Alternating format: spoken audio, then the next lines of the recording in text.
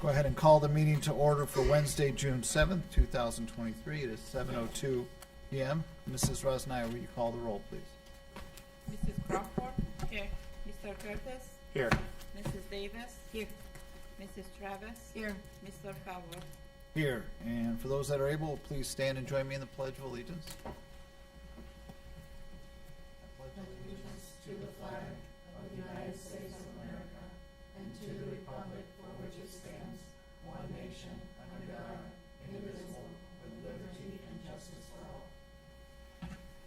Yes. Jason. We do have some changes to the agenda. I believe you wanted J7 broken out. Is there anybody else that needs anything else broken out? So Mrs. Rosnaya, when we get to action items, new business, J7 will be done separately. We'll do J2 to 6. Well, and J1 through 6. And then J1 is separate. J7 will be separate. I don't know if we need. J1, we need it separate. Oh, is J1 already? Yeah, Yes. J1 is separate. And then we have J2 Then 2 to through 6, yes, yeah. thank you, yeah. So we'll leave it at that. Okay. Good evening once again. This is the meeting of the Board of Education for Wednesday, June 7th, 2023. It was really great seeing all 352 of our seniors eligible to walk at graduation. They are off to great adventures and experiences. And then we turn and welcome the class of 2036 to kindergarten, so the cycle continues. Tonight we take the first of two critical steps to secure the future of our schools financially. Again, not only for the class of 2036, but for all students, families, and the health of our three community districts. We have tightened our belt amid very tough administrative and operational cuts. To secure the district's finances, we have mentioned over the last couple of years, we still need new revenue. Before the board tonight is a 5.1 mil emergency levy that will secure $6.2 million a year and will keep the district whole for the next 5 to 6 years. While we cannot possibly fathom what else may lie ahead, this step is necessary to complete the equation. The board has been discussing the cuts and the new revenue demands for many months, and recently a work session was conducted to review many of the projections and the impact of various levy amounts. This, as I have often said, is the fiduciary responsibility of the board, the treasurer, and the superintendent. The board concluded that a 5.9 emergency levy, a full mil lower than the last two new money levies, would be appropriate. And I encourage my colleagues to thoughtfully consider their decision tonight. So I'll now turn the meeting over to Superintendent Powers for your report. Good evening, Mr. Felber, Board of Education. Good evening, everyone who's here this evening and those joining us via live stream. Indeed, the school year is officially over. So we congratulate all of our students for a very, very successful school year, and we congratulate, of course, our class of 2023. We hope that everyone enjoys an enjoyable and safe summer, and we also want to thank our staff members who work so very hard every single day. Many of them have headed off for vacation time that is well deserved, and in fact, Board, we also have staff that have been in this last 2 weeks during their time away, working on committees, helping us get prepared for next school year. So we thank them for their continued commitment to our students. A special note of thanks to our Twinsburg athletic boosters. If you look across the street at the lawn at Twinsburg High School, you see this beautiful sign that was donated by the Twinsburg athletic boosters in cooperation with Vendetti Studios and also Mr. Casey Kirtley over at the high school. So we thank our athletic boosters for once again celebrating our students by honoring them with that wonderful sign that will be posted across the street on the lawn through probably the end of July. It'll be taken down right in time for Twins Days. But it's been nice when I've been driving past the high school the last couple of days. Families are gathering in front of the sign looking for their graduates. So it's just really a fun tradition, I think, here in our school district. Board of Education, as you know, commencement was at E.J. Thomas Hall at the University of Akron. Feels more than a week ago, doesn't it? So much has happened since then. We want to thank Mr. Lynn, our principal, graduation advisor, Mrs. Donna Houston, senior class advisor, Ann Gorman, senior school counselor, Mrs. Christy Lewis, and somebody that I always forget to thank, but I want to thank her today, is Amy Bennett. She's the power behind all that scholarship work that happens at the high school. So Mrs. Bennett, we appreciate you and for all the effort that you put into it. Our students were able to really benefit by just thousands of dollars in scholarships. So thank you to Amy as well as everyone else, all the high school staff. And honestly, when we celebrate the graduating class of any school district, and especially ours, it's not just a high school initiative. It's really thanks to everybody who works here from Wilcox all the way up to Twinsburg High School. Congratulations also to the members of our Twinsburg High School track team who traveled to Columbus last weekend for the OHSAA State Track and Field Championship meet. In the girls 100 in preliminaries was Savannah Swanda. Preliminaries 400 meter was Sanaya Ruffin. In the girls 4x100 should have been Bree Benash, Savannah Swanda, Araya Gilmer, and Ava Heshank. However, during the preliminaries, Araya injured her quad, and so she was out and was not able to run not even the 4x100 during the preliminaries. So replacing her was Taylor Dye on Friday, and then Taylor joined the team on Saturday when they ran that race too. Also in the girls 4x200 in the preliminaries were Araya Gilmer, Sanaya Ruffin, Savannah Swanda, and Ava Heshank. And in the girls 4x400, that's a long race. Leah Stewart, Sanaya Ruffin, Araya Gilmer, and Taylor Williams. So on Saturday, after 2 rain delays, it was raining in Columbus. We wish we had the rain here, but it was all in Columbus on Saturday. Following 2 rain delays, our team did run the 4x100 race, and they came in 8th in the state, which is a huge accomplishment. So congratulations again to Bree Benash, Savannah Swanda, Taylor Dye, and Ava Heshank. And I want to also give a shout out to Araya Gilmer because that team got to the States because Araya ran with that team in the regionals and before. So great, great athletes, and we congratulate them and their efforts in Columbus. It's my favorite thing to go down and see the kids run in that race. Those athletes in the state meet are just amazing to watch, and it's so happy that our kids were down there and they did such a great job. And so Board of Education this evening, speaking of celebrating great people, Mrs. Rosnaya and I have the great fortune of working with a wonderful member of the treasurer's staff, and that is Miss Amy Vargo. And she's here this evening, and I will let Mrs. Rosnaya explain a little bit about why we want to celebrate Miss Vargo. And Miss Vargo, why don't you come on down?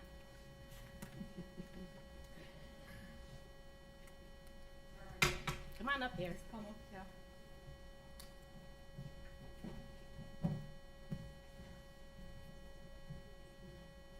I will say a few words first about Amy and her job and the great job she's doing for all of us. Congratulations, Amy. It is an honor you bring to our fiscal department at Twinsburg City School District, and I am lucky to have you on our team. I am pleased that your hard work, excellence in the cumbersome job that you complete, and willingness to always take on new projects doesn't go unnoticed even outside of our district.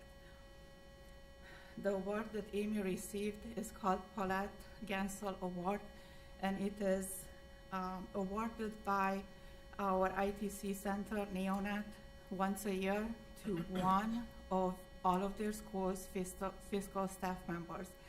I would like to mention that Neonet works with about 300 school districts, and Amy was chosen this year with unanimous votes in their fiscal department.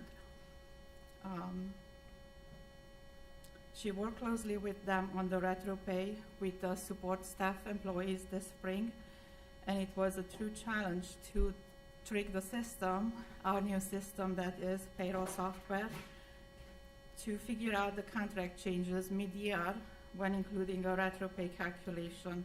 Additionally, her daily commitment and now even taking more on Sue Vasilaska's absence speaks of her remarkable skills and dedication to getting about 650 of us paid twice a month.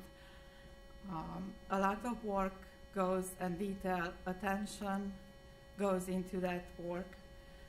She does all of this with a smile on her face and never says no when either Kathy or myself walk up to her to ask her to do something additional for us. So, Amy, you are truly an asset to Twinsburg City Schools, and we very much appreciate you. I have a proclamation for you that I would like to read. Proclamation honoring Amy Vargo. Whereas Amy Wargo has been employed with the Twinsburg City School District since May 21, 2015, and whereas Amy Wargo is employed at the Twinsburg City School District as payroll administrator, and whereas Amy Wargo uses the computerized accounting system to prepare complete, accurate, and systematic financial records, and whereas Amy Wargo is responsible for ensuring that all Twinsburg City School District employees are compensated in an accurate and timely manner. And whereas Amy Wargo supports the daily operations of the Treasurer's Office, and whereas Amy Wargo's excellent reputation and her stellar performance as the Twinsburg City School District payroll administrator has earned her the respect and admiration of her colleagues, and whereas Amy Wargo's excellent reputation extends beyond the Twinsburg City School District, as recently recognized by Northeast Ohio Network for Educational Technology, otherwise known as NEONET, whereas on Monday, May 8, 2023, NEONET awarded Amy Wargo the Paulette Gansel Fiscal Distinction Award.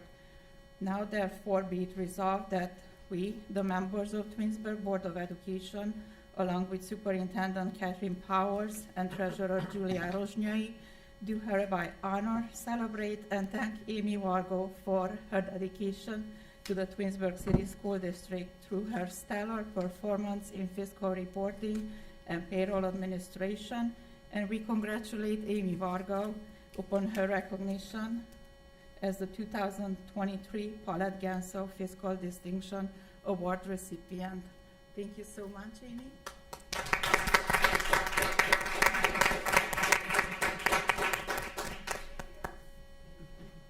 Matt, do you want to? Yeah. We're gonna get a photo. You want to? Okay. This is actually a very big honor for any school district to have a staff member from the Treasurer's Office recognized by NEONET for this award. And so we're so proud of you, Amy, and we so much thank you. We're grateful for what you do. Everyone wants to get paid, right? And so you are the person that makes sure that happens twice a month.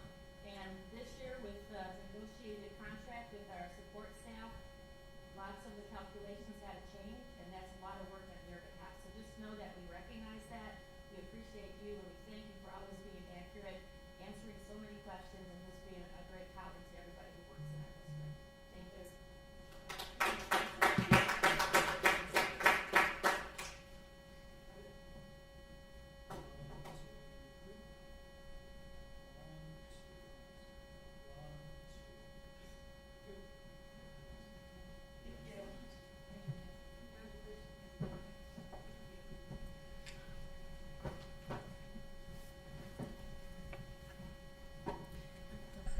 Mr. Felber, that concludes my report for this evening. Thank you. Thank you, Mrs. Powers. Is there any committee reports? Anybody have committee? We have the committee, curriculum committee met. We'll have those items on the next agenda, but just quickly, we were able to approve an AP biology book, an entire French high school series for textbooks, and then we're able to enjoy a presentation dealing with how we'll be working through the dyslexia process that is mandated for this year for our primary age students. So a very good meeting. Excellent. Any other committees? Yes, the Equity Committee met on Monday as well, and we talked about the book, Equity Belonging Through a Culture of Dignity. We talked about, in small groups, about belonging and how that experience with a lot with dignity and how that word's not really used a lot in the schools. We use respect a lot, but we don't use the word dignity, and just making sure that we value that more. And then we are in the process of our first draft for our equity, educational equity policy. And so each group was working on that, and Belinda and her team will be working this week on trying to get that draft together. And this summer we plan to hopefully get it all together with that. And then I'm also I'm the student liaison representative for the Ohio OSBA conference. And with that, I have the responsibility to nominate any groups for the conference. So this year, we haven't had anyone for performing arts before, and so I decided to recognize 3 groups at the high school, Great Expectations, the orchestra, and the symphonic band, jazz band. And Great Expectations was picked. They only take one group out of each 5 regions, so we were the group that was chosen out of our region, so that's huge. And with that, they will be going on November 13th. It also comes with a stipend that they will reimburse $200 for the transportation as well. So we're excited to have that group go and perform. I also did nominate 2 student clubs. One was the Iceberg Club, as well as I did include with that club Suba. She was the one who presented to the board about, is it called Eve Alphater.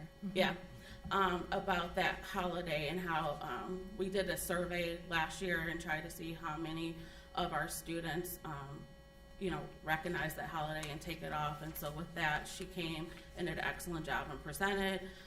And with that, come our calendar for 2024, that holiday will now be recognized. So I thought it would be great for both of them to be at the table together so they can present and show different schools, like the process she went through, and then also what our Iceberg Club is doing. And then I also nominated our Black History Club. So hoping to see if those both get chosen. And then this year is different. They have an art section.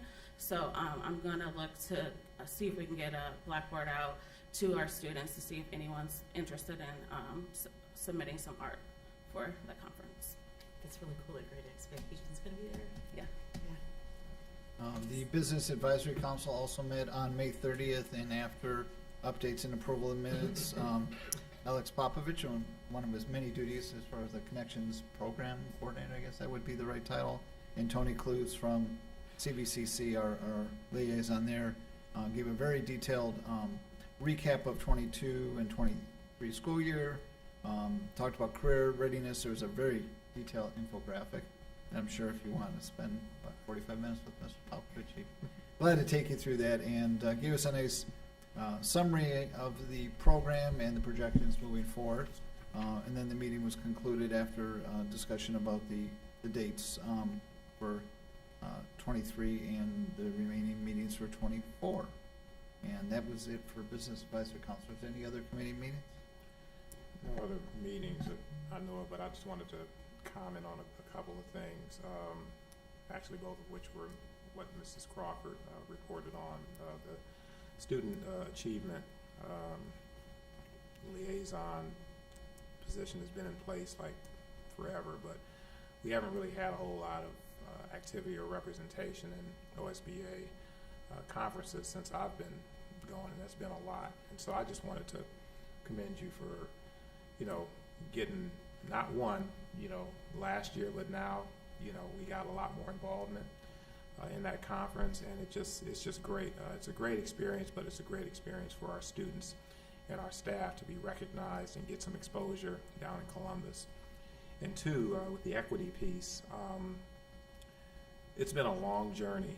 As I think back on 2.5, almost 3 years ago, is when really all of this started, as a result of a rally and getting feedback from our students, former students and current students, taking that back and kind of putting some words to action, and to see it coming to fruition now, it really warms my heart. There's been a lot of work that's gone into this, and actually it precedes Mrs. Crawford, but the fact that you've been kind of able to step in and take the mantle and work with these committees to bring it to where it is right now. It's a long time coming.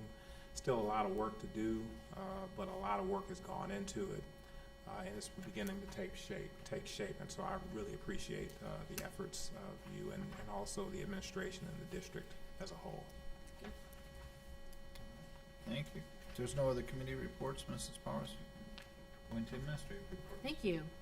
Board of Education, as is our practice, we provide updates to the board about the strategic plan, so therefore it's not just a document in a binder somewhere, but that there is life to it. And this year, what made it uniquely different is when the staff created their professional growth goals for the year, they had to look back and connect the work in the classroom to your strategic plan.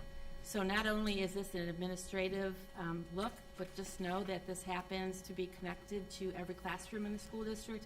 Every teacher in the school district, through their evaluation process, is connected to the strategic plan. And the neat thing about that is throughout the school year, the principals are engaging their staff members, their teachers, in these conversations, ongoing conversations about how they're doing with their growth goals. And during those conversations, it's a great opportunity for the administrators to get a really good look at the relevancy and also the challenges as well as the successes of the board's work. So from today, from this level, I should say, all the way down to every classroom in the district, know that you have influence as to what is happening through your strategic plan. So this evening, Board of Education, we're going to provide an update for you about the progress through the year, a final report for the 22-23 school year. And just yesterday, the administrative team met to draw this year to an end, to talk about the challenges, to talk about the successes, to celebrate what really made a huge influence on the students and our staff, but also to begin planning for next year. What are the next steps? Where do we want to propose to you in a few months the work of next year? So that work is already underway. It never really stops. It goes from one year to the next. But tonight we'll be able to draw this school year to a close and provide an opportunity for you to just have one more glimpse at the strategic plan as we knew it for the 22-23 school year. So up on the screen, although very hard to read, is the infographic that provided context to this year's work. 6 areas that we talk about, and tonight each of the administrators are going to present a particular part of that. Dr. Walker is away on extended sick leave, so thank you to the staff here who will be pinch hitting for her and providing context to the work that she directed throughout the school year, particularly the fourth quarter of this year. Also, Board of Education, we just a reminder about the Portrait of a Graduate. We talk about that a lot. What do we aspire our students to be able to do when they graduate from our high school, whether it's enrolled, enlisted, or employed? And you will hear tonight that we are talking about the 4th E. We want to introduce the 4th E to you, and that is entrepreneurship, which is a new thing. If you think about entrepreneurship, even 4 years ago, it really wasn't talked about very much. Now it is very current and very real for our students. I'll tell you, when I was down in Columbus on Saturday chatting with our girls' track team, one of the young ladies is going to study entrepreneurship as her master look at the University of Cincinnati in the coming year. So our students are going off to college and studying that very thing, which is a very exciting thing. So we look to probably revise the Portrait of a Graduate to also include entrepreneurship as something we aspire of the 3 others for students to be able to do once they graduate from Twinsburg High School. Also, as Mr. Curtis and Mrs. Crawford mentioned, the educational equity definition that you sanctioned last September has taken life here. You will hear that theme through the reports tonight as to how we look at each of these 6 areas through the lens of equity. And Mrs. Crawford, in your comments about dignity and belonging, you will begin to see next year how those 2 words, concept, ideas, will be woven into our work for the coming school year. And all that is being introduced through the work of the Equity Steering Committee, a very powerful group. It's comprised of staff members, parents, community members, and we have students on that committee. And are the students influencing the work of the Equity Steering Committee? They are powerful in advocacy, and we're very excited that they are part of what we're doing here tonight and throughout the year. So first off, my partner on the Equity Steering Committee group, Mrs. McKinney, is going to discuss with the board the work that has been underway in the area of communications as it applies to our strategic plan. Good evening, Mrs. McKinney.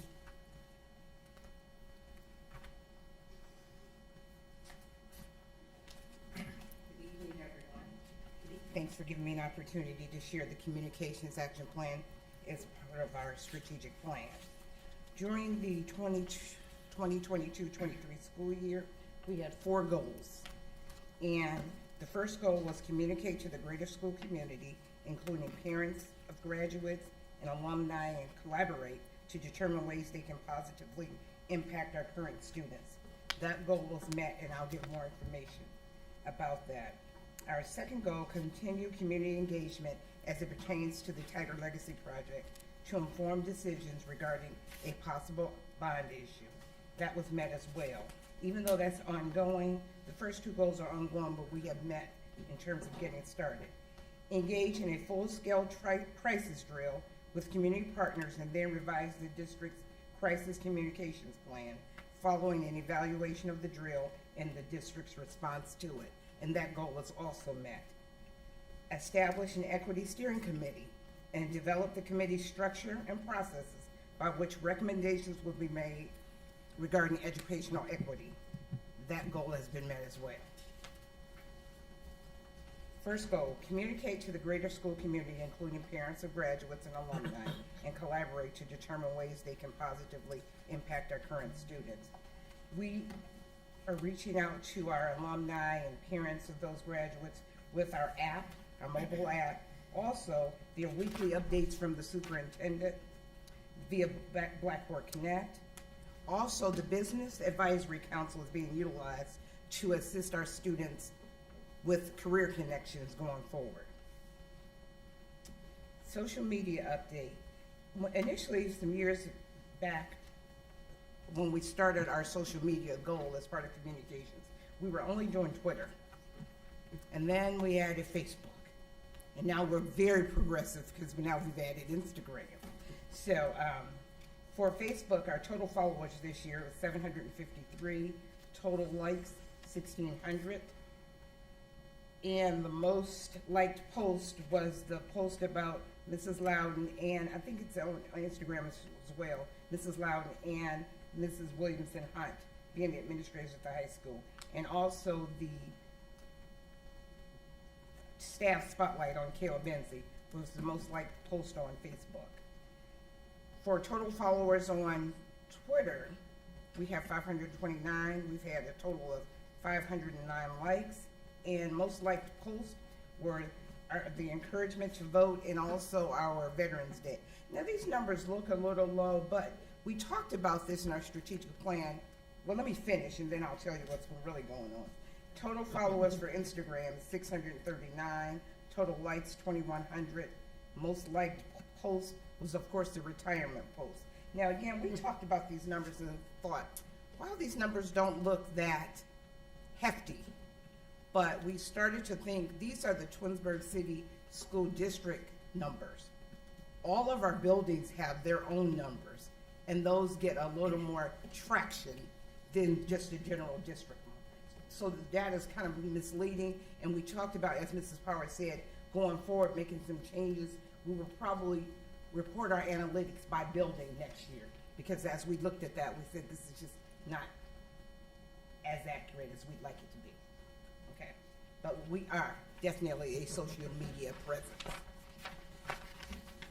Continue community engagement as it pertains to the Tiger Legacy Project to inform decisions regarding a possible bond issue. We have had community conversations about district facilities and finance, and the dates are listed there.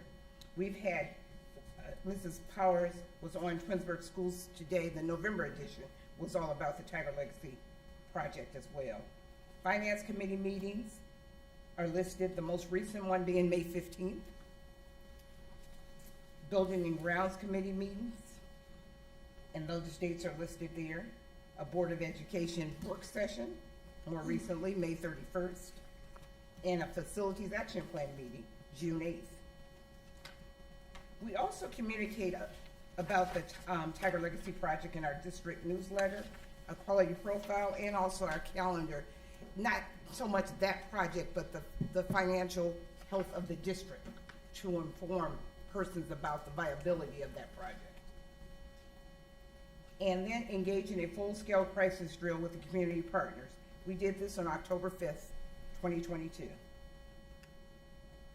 And as a result of our report on that crisis drill, we revised the district's crisis communication plan.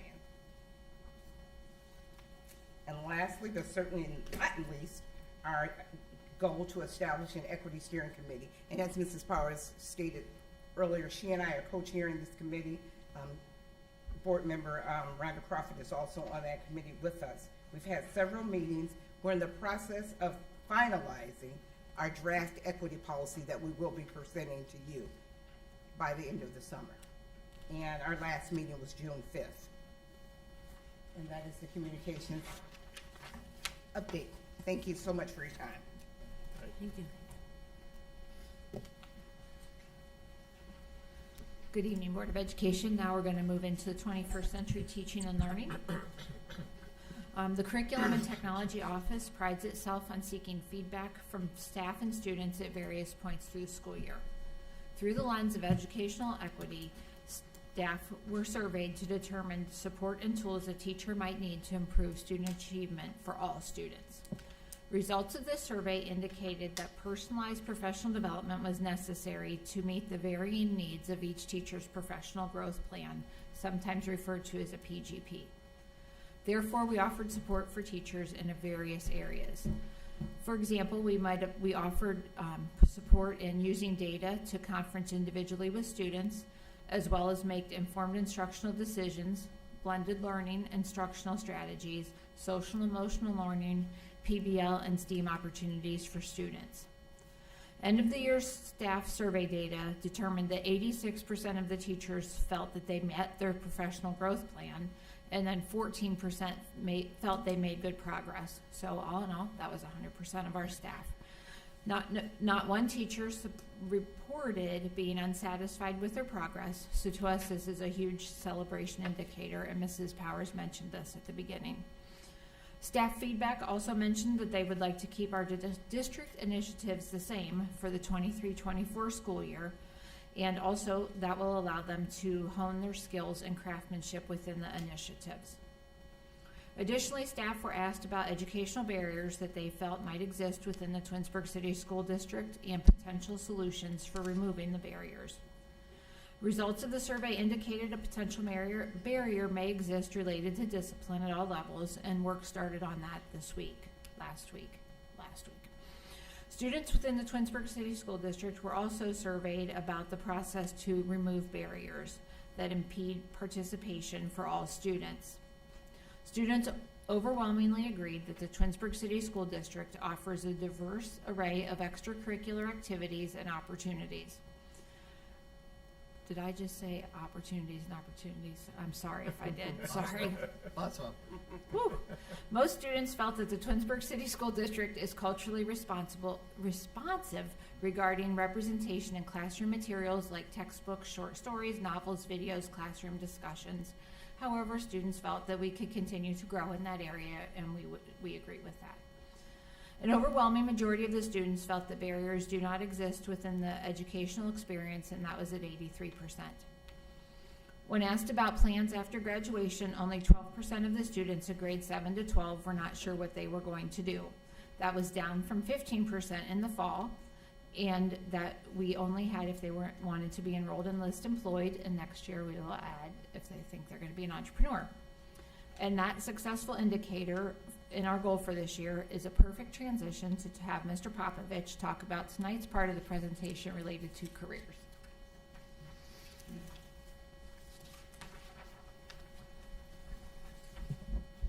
Thank you, Mrs. Farthing. Good evening again, everyone. So, a career readiness summary, and I will be brief as best I can to kind of encapsulate what we did this year. We did, as Mrs. Farthing said, when we have it in the strategic plan, we did encourage as many educators, whether they were administrators, school counselors, or teachers, to kind of work that into the professional growth plan as well, if they could find a goal relating to career readiness. So multiple stakeholders within each school began to formulate individual plans, but then that also contributed to our larger framework here that matched our outcomes with our activities and events that we tried to hold. We do want to thank the work of the Twinsburg City School District Business Advisory Council, our building leadership teams that comprised of administrators, school counselors, and teachers, our career specialist, Mrs. Tony Cluse from Cuyahoga Valley Career Center. And of course, I was a vital part in trying to coordinate all that as well. So, for slide 2, some pictures. We have some highlights here of some things, and again, I don't want to steal the thunder of some of the people that will still present yet, but in the top left there, we have one of our senior connection students, Lucas Christoffel, who did an excellent job. His entire experience was with the Northeast Ohio Regional Sewer District. He had a great experience. Our Connections capstone presentations went swimmingly well for the first year of implementation. In the middle there, top middle, you have experiential learning sessions that took place in the RBC Media Center, which was led by Mrs. Tony Cluse. In the top right, that was our job fair, where we went up from 26 participating entities the year before to 47, and we had over 600 students pass through the event. Still working on gathering data to figure out how many jobs actually were obtained from that event. That's my main goal of June here before I part to get back in touch with those actual companies. They had given initial feedback that was great, but I need to know, like, okay, how many people did it actually land a job? And bottom left was Career Day at Bissell, which I know Mrs. Johnson will be highlighting. Bottom middle is the Veterans Day Brown Bag Lunch Panel, which was held at Chamberlain this year. And the bottom right had to be kind of like the coolest thing, in my opinion, that Mr. Holland put together this year at the Dodge's virtual guest speaker with the help of Dr. Walker. Benjamin Vidmar from Norway, who did a virtual tour. That is a picture of his polar permaculture tent that he grew plants in the most northernest city in the world, populated city in the world, Longyearbyen in Norway, in Svalbard, Norway, and I'd probably mispronounce that, but Mr. Vidmar was fascinating. That was a great experience that day for our students at Dodge. So, as it was alluded to by Mr. Felber in the Business Advisory Council update, we did put together a career readiness infographic. It will be displayed later this summer as we roll into the 23-24 school year as part of our overhaul for the website for career readiness under the curriculum department website. But after speaking with each of the buildings throughout the school year and gathering an understanding of what was already being done, because we do a lot of things already, either annually or periodically in and out of the classroom as it relates to career and workforce readiness. So Mrs. Cluse and I wanted to encapsulate that as best we could and then match that. So we basically started with the activities and events column on the right-hand side and then went back and used it to match learning outcomes that are set forth by the Career Connections framework designed by the Ohio Department of Education that is available on their website. So we do hope that this will be something that we can utilize and adapt each year, but then it's something that parents, community members can be able to access and see and kind of get a note that if they see something on there that maybe they'll be able to reach out and say, hey, I'd like to be a part of that event, whatever it becomes up. So that roadmap kind of tactic from Wilcox on the way up to the high school, or however we want to say it, that was our goal. And then finally, our next steps for the 23-24 school year, what our goals will be to, keep streamlining career readiness. We are going to put together a district level team that will basically have members from the building level teams that Mrs. Cluse and I will make sure that we meet with monthly and bi-monthly on a regular basis to make sure that we have the point people in place in each building, which we do already know who those people are, but just kind of formulating it. Solidify that action plan, develop a calendar of events that plays off of the infographic, design and display a career readiness website that lives on the district's curriculum page, simply because the main thing that we've kind of come to fruition on this was, we'd get a lot of offers or kind of notices and postings that would come through, and the best way to get to that was to just put it in the Google Classrooms of some of the high school classrooms. And that's fine and dandy, but if you're a senior trying to graduate and you've already kind of know your next plan, you don't need 75 notifications of job postings. So we're trying to create more or less like one place where both parents and students would be able to access it off the curriculum website and kind of declutter the Google Classroom notifications has been a suggestion from several people, so we're going to go with that. And then, of course, we're always trying to continue to explore ways to promote student self-awareness, career exploration, goal setting, real-world experience at all grade levels, and develop. There now are 4 types I've learned of entrepreneurship that I need to now learn before next year to be able to help with that goal. So, and without further ado, I'm going to hand it over to Ms. Johnson.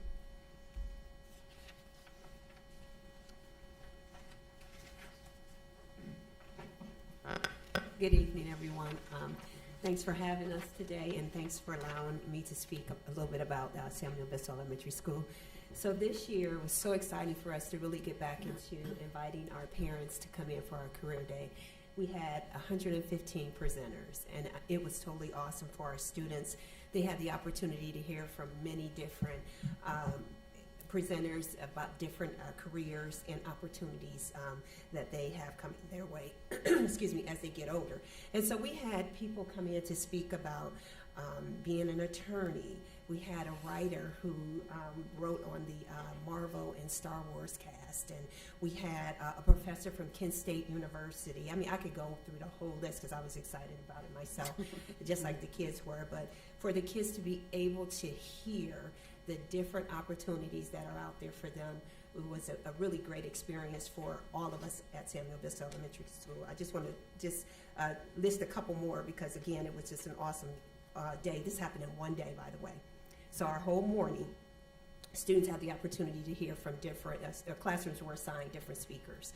And so there were people that were software developers, physical therapists, color scientists, advertising, engineering, all sorts of engineering. We had mechanical engineering, chemical engineering. We had a food scientist, which was really cool as well. So that happened in the morning. And then in the afternoon, it only got better. So as you look at the pictures up on the screen, we have representatives from the Sheriff's Mounted Unit. And so the students were able to not only pet the horse, but hear about how the horse then helps the the Sheriff's Department, which was really cool because they didn't really think about that. They see it, but don't really understand the work behind it. So that was awesome. We also have representation from the Sheriff's SWAT team, the Sheriff's Bomb Squad, and they actually brought out the robot to show how the robot works in these scenarios, and it was a really, really great experience. At first, the students didn't really know what to think of it, but once they was able to see it in action, they were like, oh, wow, just you could see the wheels turning. It was really awesome. In addition, we have representation from the Twinsburg Fire Department, which is always so nice for the students to see. The firefighters and just in their hometown to be able to see those at work. So it was an awesome day. We did the morning, broke for lunch, and then in the afternoon we had the rotation groups. So it was a really, really great day. On a different day, you talk about being connected in partnerships. It was awesome for the Summit County Nature Center to come to us.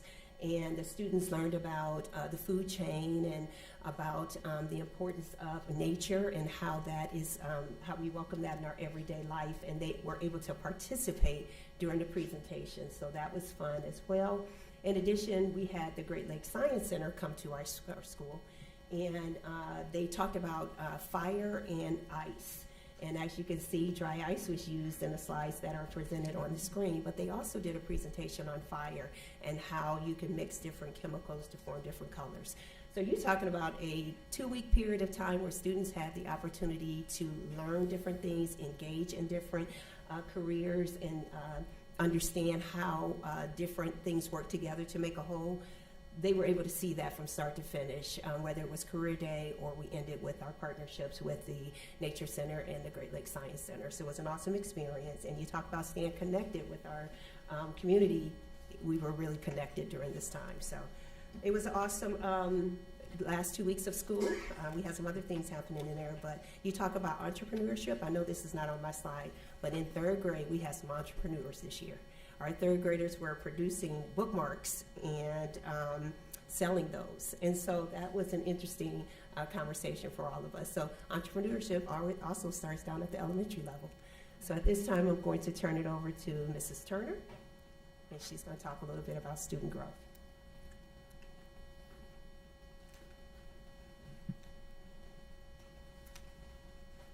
Good evening. How is everyone tonight? So students throughout the district have shown academic and social and emotional growth at every level. Our team tonight has decided to highlight some of the growth in written expression at the primary grades. When you think about our youngest students, such as a 3-year-old integrated preschool student, a child who's beginning their journey, they will start by developing their fine motor skills for a functional pencil grip, drawing very simple lines and shapes, and progressing to writing letters of their name. In the first work sample that you have up here, and I know it's a little bit light to see, But this is a student in our kindergarten prep program in August of the school year. Her name is Yutong, and she demonstrated some immature drawings that you can see the 3 little faces there, and only the letter Y for her name. The prompt was to draw a picture about yourself and to do some writing. So you can see what she did. On the next slide, you can see Yutong's growth by the mid-year. At this point, she was able to write her name without a model. You see detail in her drawing, and this is a drawing of a mechanic. We were just talking about some careers. In the kindergarten prep program, they looked at a variety of different careers throughout the year that interest the students, and a mechanic was one of them. In this prompt, she was asked to include 8 attributes that included the setting and the tools that a mechanic might use in their career. She orally labeled them for her students, for her teacher, showing the teacher that she was able to comprehend the concepts that they covered in that project-based unit. By May, okay, we're good. So this is Yutong's example, just one writing example. They write throughout the year, but by May, this is an example at the end of the year. She shows some developmental spelling. Notice the words farmer, chicken, horse, and sheep. What's so impressive to me is that by the end of the year, she understood the CH and SH digraphs. That is a phonemic awareness skill that we might see kind of toward the end of kindergarten. So we were really impressed with the growth that she made. And the teacher noted at the very bottom there that she her drawing was less detailed than earlier in the year in this particular writing sample. And that's because she was spending so much time writing her words, which is exactly what we want them to be doing. Looks like teacher handwriting. Yes, yeah. I mean, it's pretty amazing to see what she did there. Yutong is also an English language learner, so that was incredible growth for her this year. We jumped to first grade work samples to show you some comparison. And again, we'll show you a beginning, middle, and the end of the year. In the first slide, Jaden wrote about his feelings on the first day of school. If you can't read them there, I'm going to read it for you. It says, "I was shy because I was afraid to meet new people." And I wanted to point out the inconsistent pencil pressure, the spelling for the words like shy, because, was, and people. Eventually, first graders are going to learn these words as what we call heart words. The spelling doesn't follow normal phonics rules, and so the children have to learn those words by heart. When you look at Jaden's work in December, which is the next slide, right away, just by looking at it, you can see that he's definitely writing more. In this particular work sample, we see a great deal of improvement in writing conventions such as the capitalization, the spelling, and his use of punctuation. He spells most of his works correctly, and the paragraphs show some voice. And I'll read it for you. It says, "On the snow day, I played in the snow with my sister. I made a snowman too. I played video games all day long. I ran and shouted, 'Mom, I'm late for school.' And she said, 'Today you're not going to school.'" You can see he's getting a little bit of his personality in there in his writing, which is wonderful. By April, which is the last sample that we have for you, we're seeing what the growth that happens when students write every day. Here, Jaden is supporting his opinion about spring with facts that he's learned through class discussions and their nonfiction reading about the different seasons. All of our students at the primary level, and I'm sure up into Bissell, have journals that serve as writing portfolios so their parents can see their own child's development throughout the year from August to May. And then we do really encourage parents and children to continue writing over the summer. It's a very complex task, and it is a great way to make sure that they are avoiding that summer slide when they're not in school all of those days. So there's a lot that goes into written expression. So those are just some of the examples we wanted to share with you tonight. And then finally, to wrap up the 21st century teaching and learning goals, we wanted to make sure that we highlight some of the things that we are planning for next year. We are definitely going to be including the concepts of dignity and belonging across all environments and embedded in our curriculum. We want to continue to personalize professional development for our staff based on their needs. And we will be focusing on culturally responsive instruction and continuing the work with project-based learning and STEAM. And then, of course, as you heard Mrs. Power say, and a couple of my colleagues, we're going to add a fourth E to enroll, enlist, and employed by adding that entrepreneurship. And then finally, the options for for voice and choice will be expanded at the high school with a writing for civic engagement course, and then looking into math and science courses for the following school year. So thank you so much. I'm going to ask Ryan Bandera to come on up for Culture and Climate.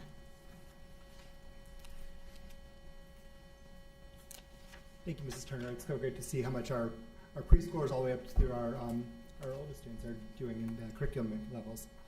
I'm pinch hitting tonight for our culture and climate, but I get to talk about something that's kind of near and dear to myself.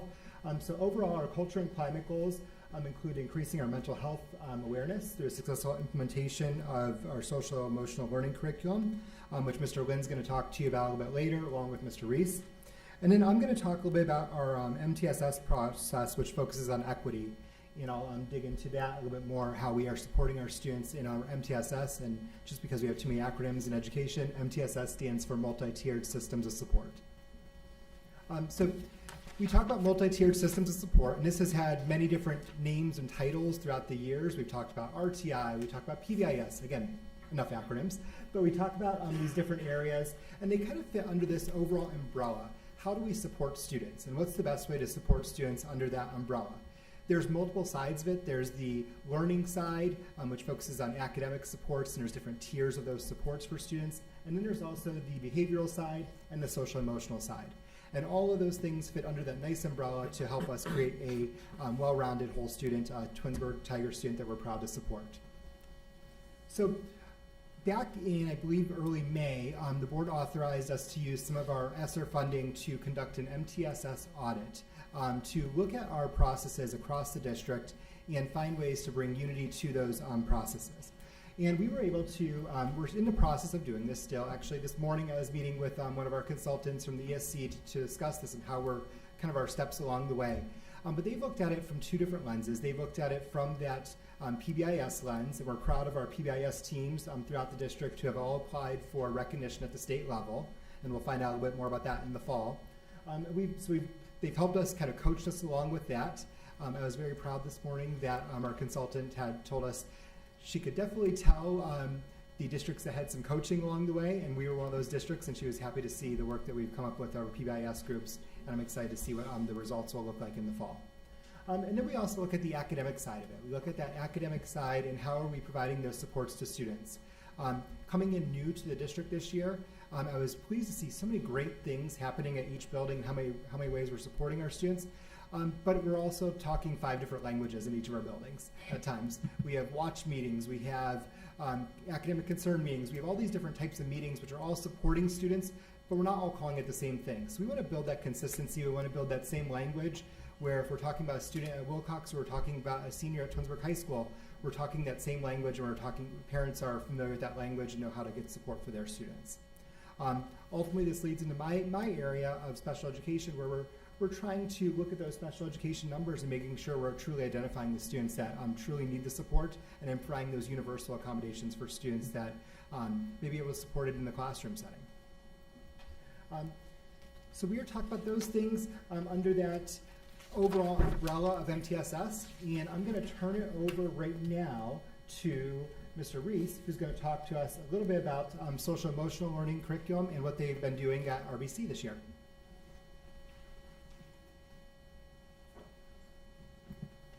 Good evening. Establishing a positive culture and climate, I think I'm on the next slide. Okay. Is very important at the middle school level. The middle-aged child starts to question adults and the validity of what adults are telling them. And they also start to question themselves and where do they belong in the world, and who are they and what do they stand for. And so we have to be very intentional at the middle school level about creating a positive culture and climate. And there's just some ways that we do that. Go ahead to the next slide. And one of those ways we do it is through clear expectations of respect, responsibility, and right choices. Our students hear that twice a day on our announcements. Also, we have class meetings every 9 weeks where we review our expectations with them. So this is a picture of me during one of the, I think this is the third 9 weeks, just talking to the students about expectations at the middle school level. We also want to give lots of incentives for our students and recognition. So you see them here at the school board for our Students of the Month. We also have Students of the Week. But we wanted to do something this year to recognize a lot more students. We wanted every student at some point in the year to be recognized. So this year we started the golden tickets, which have our expectations on them, and teachers would give these out to students. And our goal was that every student would get at least one golden ticket. And then one day Mrs. Moore came to me and said, we should get a claw machine. I saw online, PBI, one of the PBS schools has a claw machine, so when the students get a ticket, they get to play the claw machine, and she found one online for $2,000. And so I said, I don't know if that's in the budget. So that weekend I went to a garage sale and I got this one for $6. You like that. So this was the claw machine, and I tell you what, you didn't have that much fun in a school year with a $6 claw machine. And here's some students, they got to play the claw machine. If they got a golden ticket at lunch, they turned it into their assistant principal, and they got a prize. So that was new this year, and it was a lot of fun.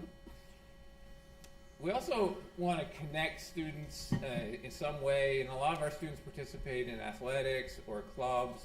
One of the things we did this year was 2 different groups. The Crayola crew, that was for students who weren't connected and had anxiety. And art sometimes helps with that. And so they did that. Instead of going to their class, the first thing they did is they went to the dome and they did artwork with one of our aides who was a real artist. And that was a way to ease their anxiety. When they went to school, they weren't going to class. They were going to go to the Crayola crew, and they're going to draw and paint and color and be connected. And then another group of students, again, who weren't connected, but they have a lot of energy, they went and they were part of our fit club. So, and they went to our fitness room and rode bikes and lifted weights, and that's how they started their day. They got some energy out before they went to class. So we have lots of clubs and activities. Those are 2 new ones this year, and trying to identify kids who weren't connected and then find ways to connect them to school and to other students and to adults. All of our teachers have been trained multiple times now on restorative practices. And the foundation of restorative practices is relationship building and community building in the classroom. I teach them over and over. Activities that build community in your classroom is not wasted class time. It might not be covering a specific standard at that time, but when you're building that community, that's going to lead to greater student achievement. So things that teachers might do in the classroom include like circle groups where they'll go around and just do things to connect the students to each other, to learn each other's stories, and to build community. And then at the other end, what results from that is sometimes when trust is lost in the community, we're able to have very powerful conversations. And those might take place between students who might sit and say, hey, we really don't like when you disrupt our class. And that becomes a very powerful moment. We've had them sit with our custodians. If someone messed up a restroom and we found that out, they would sit with our custodian. He would tell them how, you know, they don't like to have to go clean that up. And it becomes very powerful, teachable moments, more so than maybe a detention or suspension would ever be. So employing restorative practices, getting better at it, and adding to what we're doing is very important. We started that process and we're looking to build on it. The middle school level, we can't take ourselves too serious. Again, we need to connect ourselves to the students. And so we have fun days, dress-up days. I see a couple students says, I think those were from cheerleaders from different horror movies on that one. And then our 8th grade language arts department, they dressed up as the Teenage Mutant Ninja Turtles. So we can't take ourselves too serious. So I say, Mr. Peterson, I hope no one asked you to get a gallon of milk on the way home from work today. That could be a little awkward in the store. But and that's, if you want to be a middle school teacher, you have to be willing to dress up like that once in a while. And then we put a lot of effort into field day, dances, DC, Cedar Point. This year we added an 8th grade picnic. Again, just ways to connect the kids and the adults to each other, and so that we have a community and a culture that supports each other, cares about each other, takes care of each other, and meets our high expectations. One of the things, the DC trip, we moved to October, and DC is a really powerful time for the kids to connect to each other, the kids on their bus, and to the staff. And we used to do it in May, and we have this wonderful time to grow, and then they'd be off to high school. And I think October was really a wise move, because now they can build on those relationships and those experiences that they had in October for the rest of the school year. So that's the multifaceted approach. Some of the things we do, there's many more to build culture and climate at the middle school. And I think I'm turning it over to Mr. Lynn.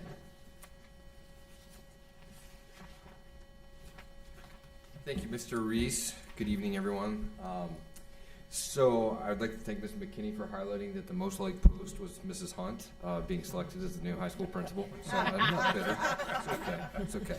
But I'm here tonight to kind of, by the way, I love Mrs. Hunt. She's a fantastic colleague and will be a great leader at Twinsburg High School. But I'm here as part of Culture and Climate. Mrs. Superintendent Powers asked me to speak about some more serious topics, and suicide prevention programming is part of creating a safe climate for all kids. It's a very, very serious topic. Our students returning from the pandemic, we all know that our students are dealing with anxiety issues that we potentially never had to deal with. And so this is a very important part. This year we were, it was a good part of our programming that we committed to all students in grades 6 through 9 being assessed for suicide prevention and awareness. Through there, at the Twinsburg High School specifically, we were able to target all of our 9th grade students through our health and success classes.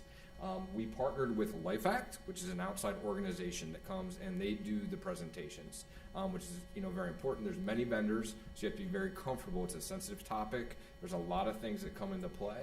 And so what this looks like is Life Act, through Dr. Walker's office, partnered with our school district, and they come in at the high school.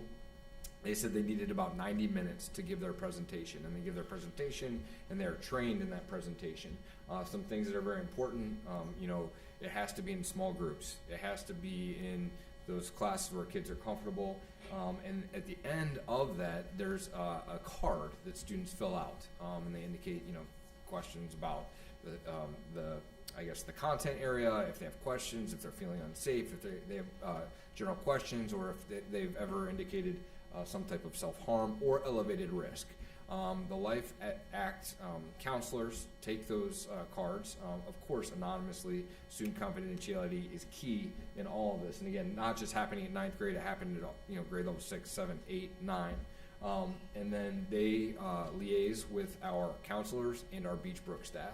One thing I was very proud of this year was that we had all hands on deck. All of our Beachbrook counselors, for example, on the days we did this on 223 and 228 because we had the blue-white schedule.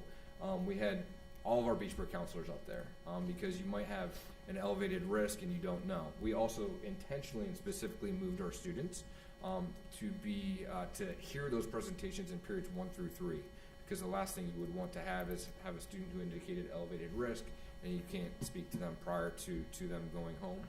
So Beachbrook then, of course, is trained in meeting with students. Students then are called down. They speak to a Beachbrook counselor, maybe a high school counselor at the middle school counselors, or Beachbrook as well. And then all parents are contacted. And so students are not dismissed if there's an elevated risk. To give you kind of a numbers ballpark, where we were at the high school in the 9th grade year, about 10% of our freshman class indicated some type of elevated risk. And then the counselors and the Beachbrook counselors assess whether that elevated risk, where we're at in that. I'm excited to continue this programming. It is a difficult programming, but it is very important and impactful for our students. Important to note, just with the seriousness of the subject matter, there is an opt-out letter sent out to parents and families. Some parents and families feel that they do not want their child to participate, and we are okay with that. Of course, student confidentiality is of the utmost importance, so we deal with that in a very discreet manner. Again, there's prior coordination between Beechbrook, THS, RBC, RB Chamberlain prior to that. And this is part of House Bill 123, which I'm sure the board knows it's impactful. In the 23-24 school year, the SAVE Act, the Safety and Violence Education Act, there's some new parameters around that. And so this grows, so it's not from just students, it'll be through students all through grades 12, which indicates that they need to receive at least 1 hour of suicide prevention programming, some violence programming per year. So I know the district is working with Superintendent Powers to expand that programming. And it's important to note that from the care lens, this is one of the most important things we do, I think. From the logistical lens, it's also very, you need to think about this prior to the school year and kind of choose those dates. So working with Superintendent Powers, Mr. Bandera, Mrs. Hunt, to kind of just intentionally choose those dates because Life Act, if that's the preferred vendor for next year, they have to bring all their counselors, just if you think about the 1,300 kids at the high school. So those are some, I guess, bullet points on suicide prevention and programming. Next slide, please. Another part of culture and climate, again, a very, I don't know, it's a serious topic, and it's kind of the, like if you don't come to school, you can't learn. So, but there's a lot of work. We had an aha moment with our discipline and handbook committee where some of our teachers indicated frustration, and they said, well, this child hasn't come to school for 40 days. What are you guys doing, right? What are you doing? And I don't know that they knew that what is being done in the background and the legalities of this. And Mrs. Johnson is amazing at the high school level. I'll just speak for her. So under House Bill 410, Ohio's attendance law, it really went and further defined, really used to just refer a child to the courts for truancy. There wasn't a lot of definition there. So they pushed a lot of this back on the school, but it defines habitual truancy, which are typically the more serious. When people think of truancy, habitual is kind of what they think of. A kid just does not come to school. That would be no excuse, no call. And there's hour thresholds. So if any student on the left side there hits A, B, or C, 30 plus consecutive hours, 40, and you think we go by hours now, you're looking at 6.5 hours a day, you can hit that threshold very quickly. Or 42 plus hours in a month, 72 plus hours in a school year. If they hit those, that generates a letter. And then that, on the right-hand side, generates what needs to be done. There's an absence intervention team at all levels throughout the district. Those include counselors. I would like to just give a shout out to the assistant principals throughout the district who navigate this all the time, and the counselors. They're calling, casting, trying for sometimes unresponsive families, or just trying to help. So that absence intervention, once that threshold is met, they legally are required to have a meeting with 10 days of the triggering absence. What I don't think the teaching staff or just some staff don't know is there's a day 30 review. You have to review that plan at day 30, and then you have to assess at day 61. That is a full-time job, particularly with some of the school avoidance issues that we've seen returning from COVID. But I would say this, the better we've gotten better each year. As we continue to get better and track these students, it really helps get our students back to school. I know when I had a conversation with Dr. Walker, she said that she has connections at the Summit County courts, because sometimes kids do get referred. At the end of all this, if they're not making progress, we have to say we need to file on this student and their family in court. And she said the courts are overwhelmed with the attendance issue. So it's a lot of manpower, it's a lot of time, it's a lot of tracking, but it truly can be successful if we get kids back in school. And then just the other piece that I wanted to highlight is excessive truancy. Maybe not as what people think of, but in the past it used to just be truancy if a kid didn't come to school. Excessive truancy says, well, you could be called out if you have an excuse or if you don't. I would give this example. A student may have an excuse to go on a vacation in a school year. They may go to Disney, and then the parents get a letter a week after, and they call me, and they're yelling at me, and they're like, what is this? But legally, that student needs a plan. So it's cumbersome. We are getting better. We're continuing to grow through this. But at the end of the day, just continuing to think of ways to include our families and get our kids in school. So those are some of the things regarding culture and climate. Suicide prevention awareness continuing to grow, House Bill 123, and student attendance. Thank you.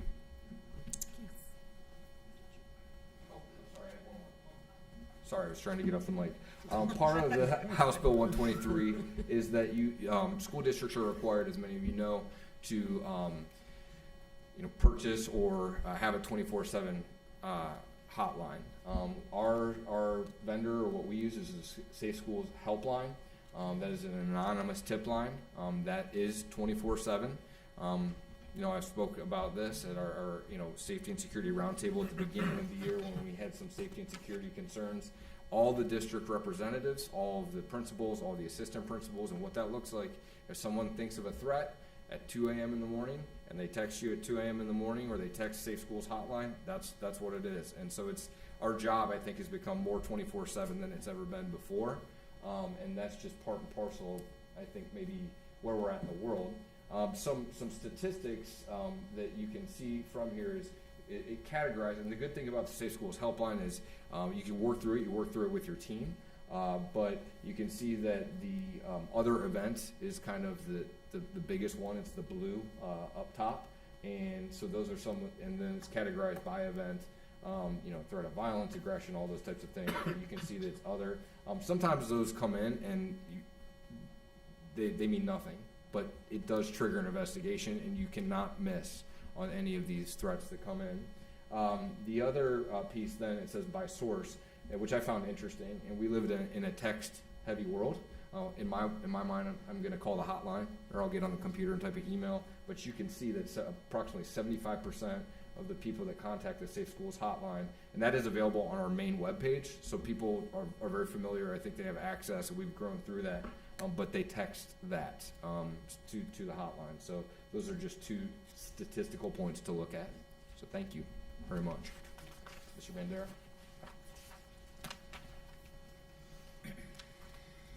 Hello, board. It's me again.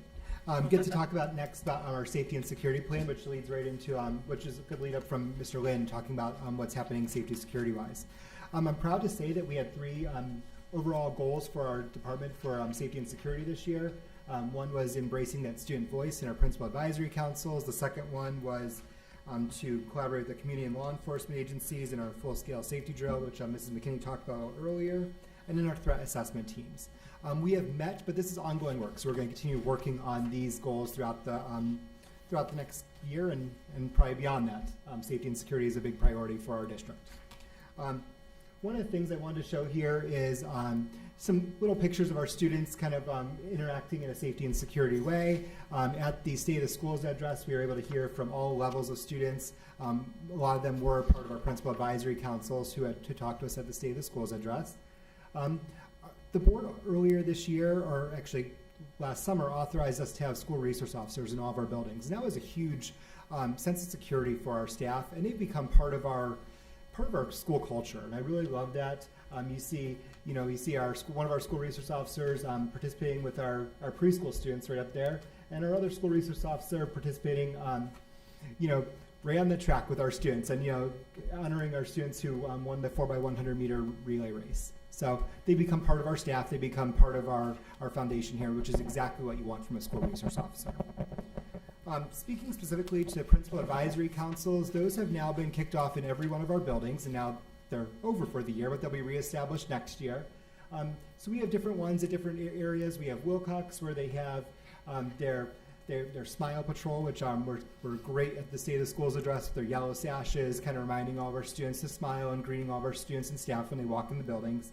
At Bissell, you have those change agents who remind students about the safety and security rules, simple things, reminding to stay on the certain side of the hallway, tie your shoes, that work. Dodge, our principal advisory council there, talks about safety and security in a building that does have some safety and security challenges. So they talk about how to address those in that building. RBC's talked about safety and security all year, including something we're going to address a little later, our cell phone policy. And then the high school is continuing to address that in different ways throughout the year as well. looking forward, I mentioned Dodge. One of the neat things at Dodge, like I talked about with the safety and security piece and our school resource officers, they're part of our everyday life and our curriculum and just a little bit of everything we do. On the first picture on the left there, you see members of our one of our school resource officers, Officer Ron Frisella, and one of our fire department member staffs who are joining us for the worm charming event, which sounds really weird, but it's a worm charming event at Dodge Intermediate School where they try to draw worms out of the ground. And we have such a good relationship with our community law enforcement and safety forces that they joined us there too that day. So just some excitement there. That middle picture is our Dodge and our Twinsburg High School Principal Advisory Councils. They had a collaborative event. They met, they talked about safety and security from the high school level all the way to Dodge level and how they can, things that they're doing at each of the buildings.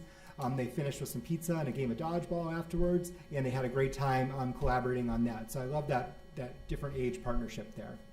And then the last one is some of those student council and advisory council members who spoke at the State of the Schools address at Dodge. Threat assessment training is one of those requirements that we are required to do this year. And at this point of the year now, we have a successful threat assessment team at each one of our buildings. Throughout the year, we've had different staff members get trained, and now I can successfully say that we have a threat assessment team at each grade level, including with our youngest learners. The overall objective of this is to not take any threat for granted. They make sure that they take all threats seriously, and then they have to determine using kind of the rubrics that were provided to us when that threat is a transient threat, lesser threat, or a substantial threat where we have to get other agencies involved, or it has to involve safety or something for the student. So we have those rubrics, and we work through that process collaboratively. And then I already talked about this multiple times through a year, but we have continued to look at the results of that drill we did back in, it feels like years ago now, but just back in October when we looked at that full-scale safety drill. And kind of a future point is, how do we bring that same drill, maybe not to that same level, but how do we bring that same drill to other buildings? Unfortunately, as Mrs. Powers talked about, bad days happen at all grade levels. Unfortunately, we hear those stories, unfortunately, across the country, and we need to be prepared at all levels. So how do we bring that same information age appropriately to different grade levels? Mrs. Mariola was mentioning to us yesterday that she was reading an article about one school that for their elementary levels, they practice in the sense of not an intruder drill, but what happens if there was a skunk on the playground? And how do you respond to a skunk on the playground? That would be a traumatic event for a lot of our students. But how do they, what's that response? How do they practice that response? So that's something we're going to continue looking at in the future. And I'm going to turn over to Mr. Holland now, who's going to talk a little bit about how he's practiced some of those safety drills at Dodge Intermediate School with his team over there. Good evening, everyone, and thank you, Mr. Bandera. I think a couple of key points that were brought up today are important parts when we talk about school safety and school security. Excuse me. Part of it is that relationship that we build with students, empowering students and staff to take ownership in their own safety, and I think that's part of what the ALICE training does. And so in the slide that you see here today, you'll see part of what we're doing in order to prepare students for what we've heard as the potential worst day. But we want to do that in a way that helps kids feel safe and secure and empowered. We see that when we have taught kids how to navigate a fire drill. And so we know that kids don't panic during fire drills. They practice it. They become experts at it. And so it's the same kind of thing when we talk about safety and security. And we look at that at Dodge in 3 tiers. There's training, there's teaching, and then there's practice. So the first slide is that we train all of our staff. So different than we've done in past years, we train our staff every school year and during a staff meeting, and so the staff gets to go through the specific questions and needs that they look at that are particular to their building. And then we also train each 4th grade, 5th grade, and 6th grade separately, so they have that age-appropriate intervention and that age-appropriate training. So by the time they've left Dodge, they've had 3 years of specific training related to that. Part of that also is giving kids opportunities to teach it. We know that when we teach it, we learn it well. And so in each of those training sessions, our 6th graders, who are our oldest students, get the opportunity to take on that leadership role. And so you'll see in the picture to left, actually all three pictures, but the picture to the left and to the center are actually our sixth grade students practicing and modeling what that drill looks like. And so the far left picture is when they have tackled what a simulated intruder and what that would look like if you were at the barricade and someone came into the room. The middle picture is one where you see them practicing what it looked like to be in their classroom before they would try to barricade their classroom. And then the far right picture piece there is our SRO actually training the whole grade. And so again, you heard a little bit about the relationship piece, about how important it is for the actual people in the building to do the training, for kids to be able to trust that they know the person who is training them, and to be able to provide information. We know that the better that relationship is, the more likely kids are able to speak up, and then we get advance notice to things like that as well.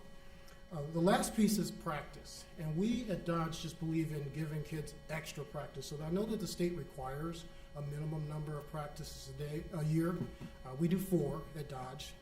The first 2 are really quite structured, so kids see the different options, and the different options in Alice are to barricade, evacuate, or prepare to attack or protect themselves if someone were to come into the room. So we practice those individually throughout the year, and then our final one each year is one where they don't know what's coming.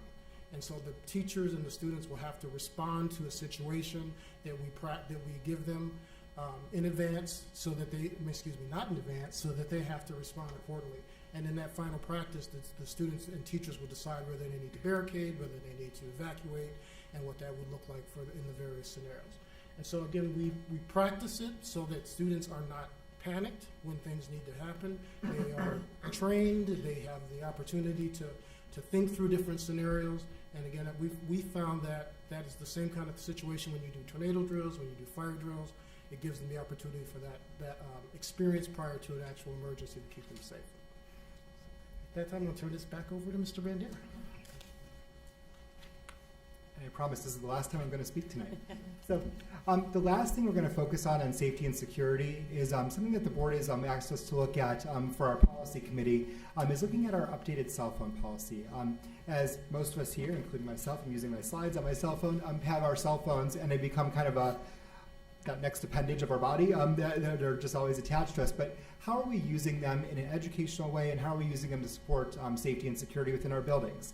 There was lots of survey data that was discussed at an earlier board meeting this year, and there's obviously a clear difference between the staff that prefers almost no cell phone policy, some of our parents kind of in the middle of that, and then our students who say, don't take this away from me. So we have to find a common ground for that, and moving forward, we're going to be looking in the next week or so here, bringing a group of students, teachers, staff members, bus drivers, and board members together and family members together to make sure we're looking at that cell phone policy, updating our policy here, and making a recommendation to the board to update our policy that fits the needs of our students and our families, but also supports that educational practice and teaching. So what that looks like, I don't know yet. That's going to be kind of a challenge, kind of meeting some common ground there, but I'm excited to take on this work and look at from the lens of safety. So with that, I am done talking, I promise, and I'm going to turn it over to Mr. Strickland, who's going to talk about our facilities.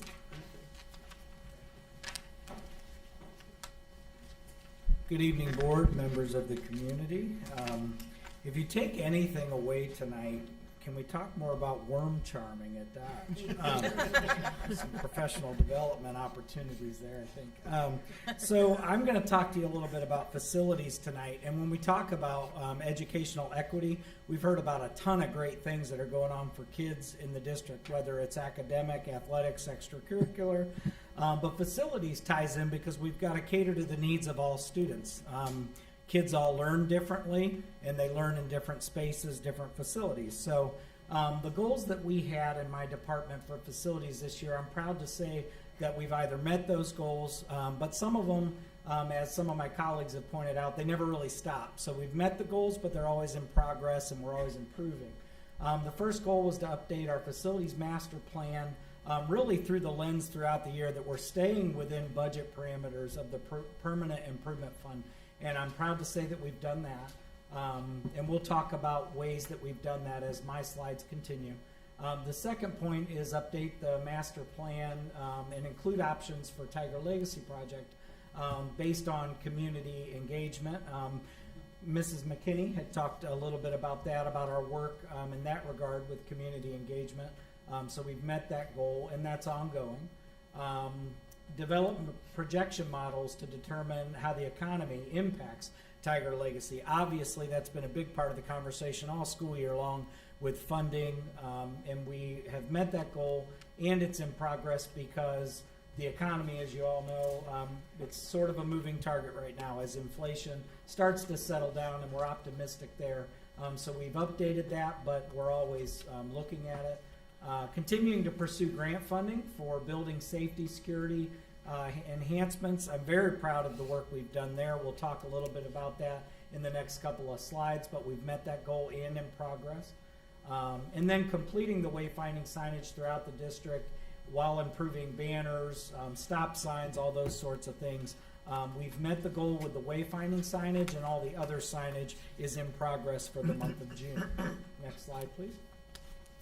Safety and security grants. We started the school year pretty quickly right out of the gate with a little over $208,000 in a safety security grant. Most of those funds have been invested into new handheld radios, our communications infrastructure, and then additional internal and external security cameras, and then also additional badge readers at doors.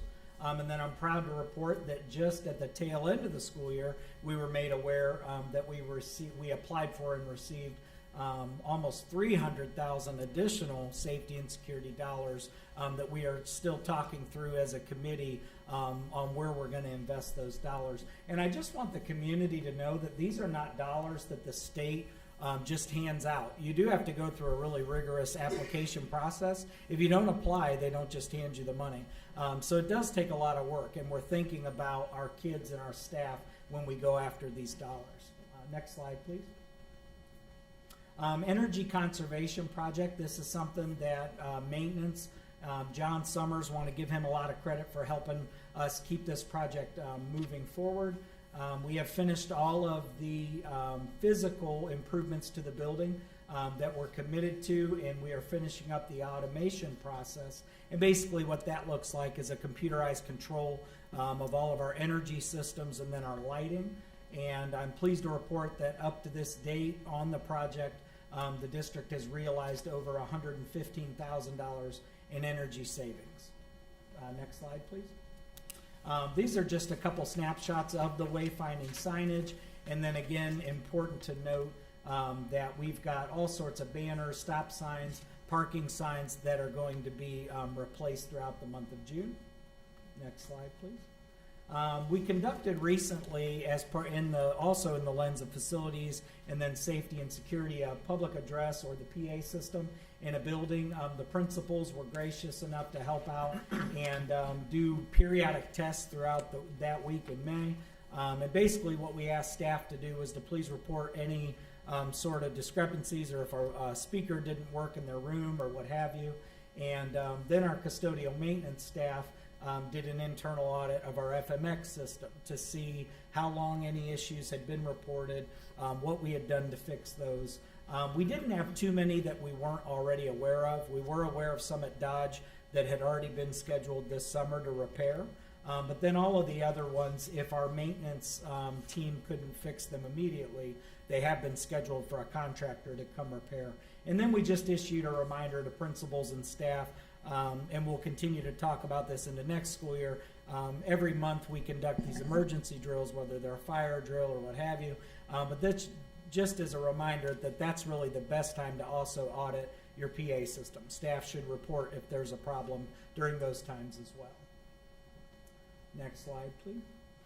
Summer inspections. This is just a reminder to the community and the board that during the summer facilities, we are auditing and having inspected really every major system you can think of, whether it's custodians testing out furniture to make sure we don't have weak chairs or tables, all the way to, as you see up there, our entry alarm system, fire suppression, extinguishers, alarms, the kitchen hoods and vents throughout our kitchens, bleachers, elevators, kilns, playgrounds, stages, and the water backflows. All of the things that people may not think about. A lot of people check out for the summer. my department kind of steps in, and all through the summer, we're having inspections done. Some of those are compliance-based through the state, and some of them we just do because we care about kids. Next slide, please. And we want to talk about, this leads sort of as I wrap up into my section. As we all know now, Christmas Day, we had some real challenges at Dodge that led to classroom flooding, all sorts of issues.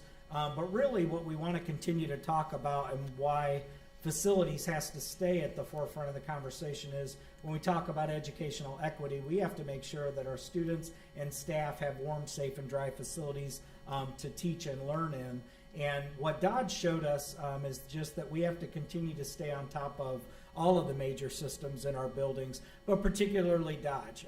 This issue uncovered some things that were disappointing. We came to find that the building we were not able to do some certain things with the HVAC wiring, the PA system wiring, because not just the age of Dodge, but just the way it was built, the components are aging out, and it's very difficult for our department or vendors or contractors to tap into those old systems.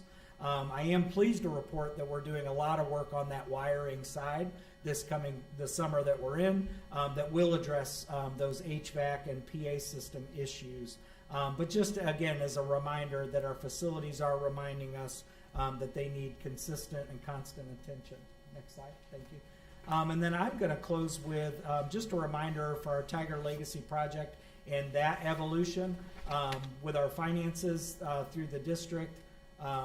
A lot of focus was on operations, but we still want to keep the conversation going about our buildings and our properties. As you all know, this shows kind of the infographic of the progress of the project, but added to that, into this coming school year, we're going to be talking a lot about our stadium as well, because we've got turf considerations coming, the track, bleachers, locker rooms, you name it, that's coming up to end of life. So when you kind of tag that in with Dodge, some very real conversations have to be continue to be had in that regard.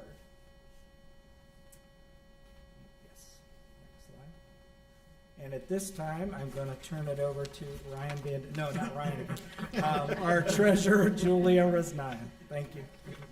Dinner and a show tonight.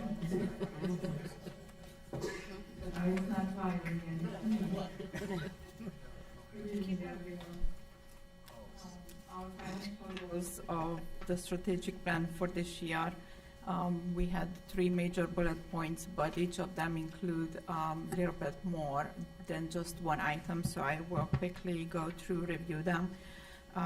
We have accomplished to maintain and continue our fiscal stability for the current school year. We have the support of our community and the help of the Blue Ribbon School by passing the 6.9 mil levy renewal in November, and we are grateful for that. We are continuing to be fiscally responsible, and we do have a financial strategic planning flowchart that goes out to fiscal year 25. And the Tiger Legacy project, as Mr. Strickland just mentioned, is still in the works, and we're talking ongoing about that. Enhancing our financial communications to all stakeholders by updating the treasurer's website.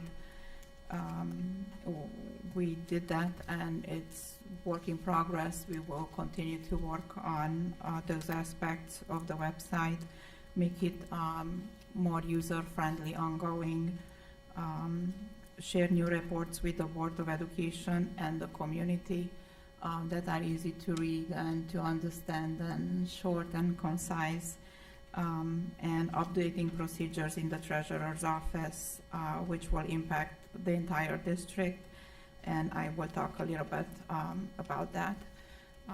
During the second half of the year, we had gone through the process of reviewing every aspect of our revenues and expenses, and this slide shows the details of what we submitted as the Board of Education on February 15th has approved our cost reduction plan to be submitted, that we did in February, to Ohio Department of Education. Total numbers are about $2.2 million, and the main goal was, as we multiple times discussed, to eliminate our negatives in fiscal year 25. We have taken a step, next slide please, to change our fiscal advisors from Meter Investments to Red Tree, and we did that in order to maximize our potential returns for the district on our investments portfolio. And as a district, we have close to $10 million in our investments at this point in time. We had a finance committee meeting on May 15th, and the agenda is posted on the school website, and I have listed all the items that we reviewed during that meeting. We are very happy to inform that we have managed a never before met amount to earn in the interest rates on our district liquid funds by keeping the monies in high interest rate bank accounts. And that helped us by this point in time since September earn $652,814 for our revenues. The district forecast was presented at the May 17th board meeting as a result of the expenditure reduction plan and as approved by ODE this spring and reflected in the updated forecast. We are no longer running into negative balances in fiscal year 25.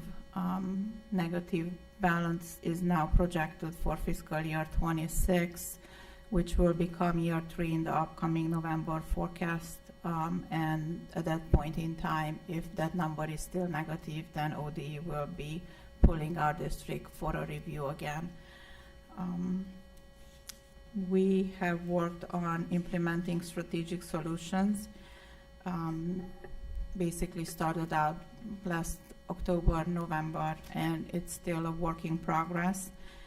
The central office building and department administrative assistants have been trained via in-person training for the use of the electronic requisitions system, and then the system has been tested out by the central office curriculum and technology and the business departments and is working well. And for next year, as of July 1, all new requisitions are being entered electronically, and we'll just do no paper, just electronic approval process for our requisitions. And then as the next step later on, we will plan on moving on to doing the invoicing electronically as well. I have met with different department heads and principals, administrative assistants in trying to be helpful and more communicative to help them with our budgets and account lines and to get to meet them basically and them get to meet me and for us to build relationships throughout the district and help each other in any way we can. The next slide, I wanted to just share as a reminder again, this slide here. The state of Ohio only contributes to our district revenues by 19%. So more than 80% is our taxpayers' cost for our district expenditures. Because of our current financial situation, I would like to underline that the Board of Education administration, Mrs. Powers, Mr. Strickland, and I, we are every single time we have an opportunity looking into any options that we have to reducing cost anywhere possible. And as the grants have been mentioned, we have looked at our even teachers applying for numerous grants to bring in additional revenues to do anything that we can possibly to just help our students and do everything that they need and be here to assist them any way we can. And as a next plan, the Board of Education and administration continues to engage in future discussions to be fiscally responsible. And as Mr. Strickland mentioned, we're talking about the legacy project as well. Thank you. So Board of Education, that is a look back, particularly of our fourth quarter of the year. As you saw tonight, a lot of great work has happened. None of this happens without the direction of the board and the hard work and dedication of just a wonderful staff. So we appreciate your attention. Do you have any questions for us this evening? Just one quick question for our treasurer. Can you just briefly differentiate between, because sometimes there's confusion between the operations budget and like permanent improvements? Yes, so operating money is our fund defined for our daily expenditures for running the district, and the permanent, and that's the fund that goes into the forecast. Permanent improvement monies is a separate bucket of monies that the district receives from the taxpayers, and it is meant to upkeep our assets, buildings, and it has some strict guidelines of where we can use them and certain thresholds that we need to meet in order to use those funds for certain expenditures. Okay, thanks, Ms. Rosnaya. You're welcome. No questions. I thought I was impressed with the strategic plan update last time, and this was even better. So it's only a snapshot of the tremendous work that you're all doing, and it is much appreciated, but it was very concise.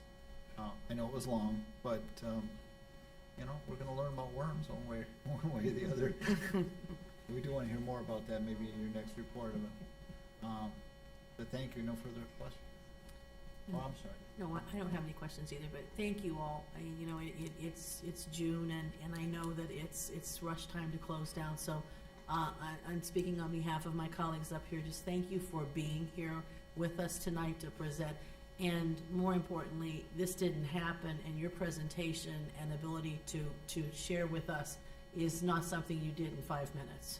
So we do appreciate the time commitment that you put into this over the last few days to prepare and to put together a slide presentation, but then also to come up here and stand in front of us and do this presentation. So we appreciate you, and thank you. Absolutely, and thank you for our guests who are still here and being so patient. Yes, I just want to say thanks again. This is always the time I get excited to hear this report, just because there's just so much that is happening in our schools that the public doesn't hear. And so it's a great opportunity for everyone to kind of see the behind the scenes of what's going in the schools. And I just want to thank you for everything that you do each and every day. We really do appreciate it, and it's very exciting. Oh, and I was at the worm thing, and that was fun. Oh, nice. I missed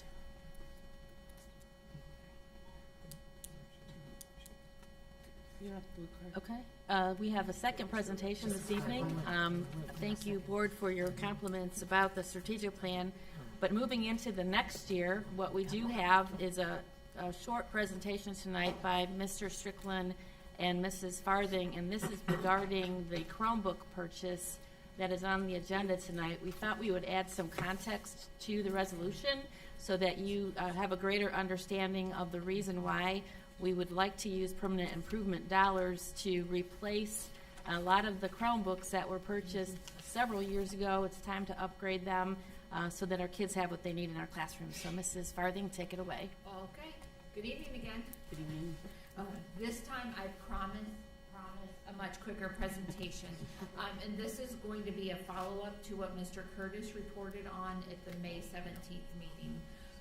On the screen, you'll see that this is where we started, and this was really, did I give you a copy, Mr. Feldman? Yes. Okay, all right. Mrs. Travis, you have one? We're good. Okay, good. All right. this is where we started, and I did this as much for you as I did for me, just as a recap in time, that we started this process in FY18 and we started, if you recall, with freshmen and sophomores, and then they moved up a year, so then we hit the freshmen and the seniors in FY19. You'll see 18, 19, and 20. In 20, we started with a one-to-one cart model at RBC.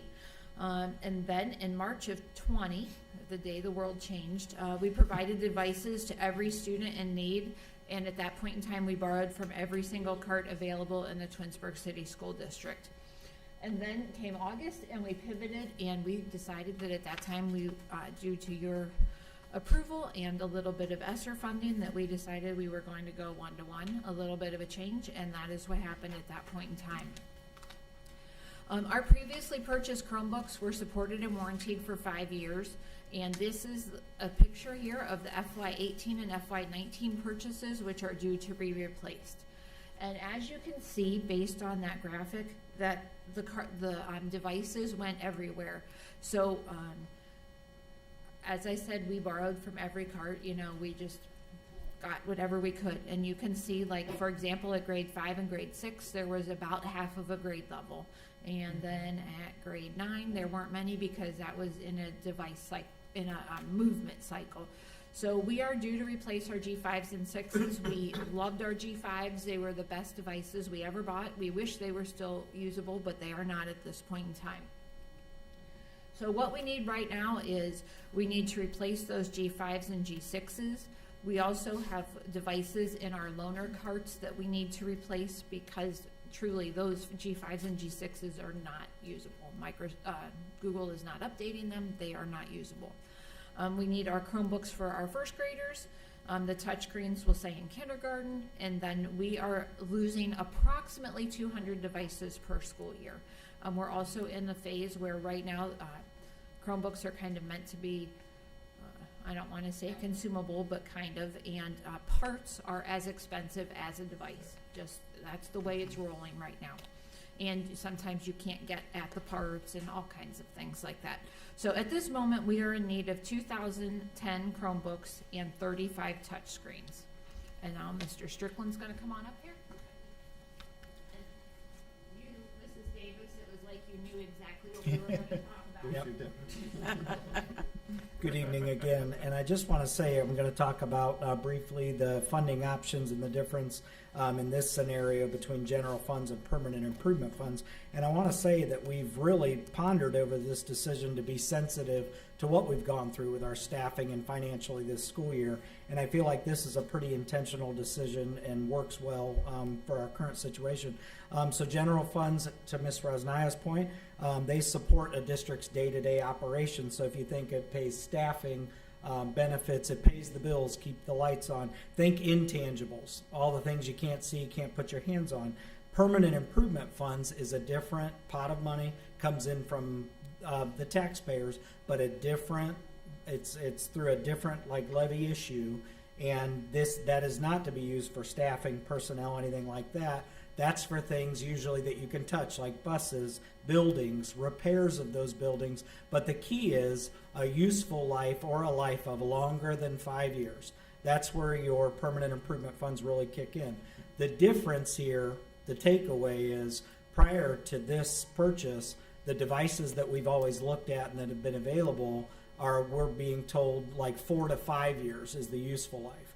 Well, the devices now that we're looking at, if you look at this slide, they're warranted and supported June 2030 and June 2031. So you're talking 7-8 years from now. That's what makes this permanent improvement eligible, and we feel like really is a big win for us.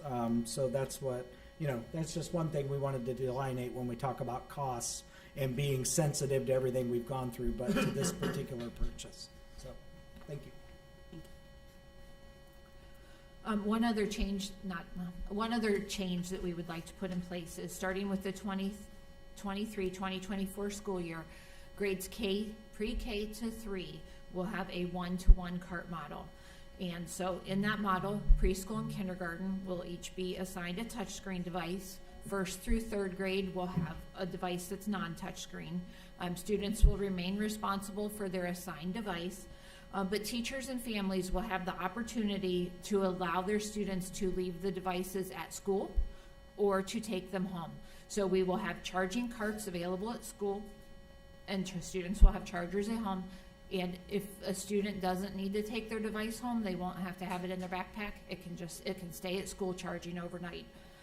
We noticed that just yesterday that some of our kindergarten teachers had chose to do this, and they left them at school charging, and those devices are basically in fantastic shape. And some of those little preschoolers don't need those little devices weighing down their backpacks. So that's a plan that we would like to go forward with. And then grades 4 and above will remain that the devices will go back and forth in a one-to-one model, but take home.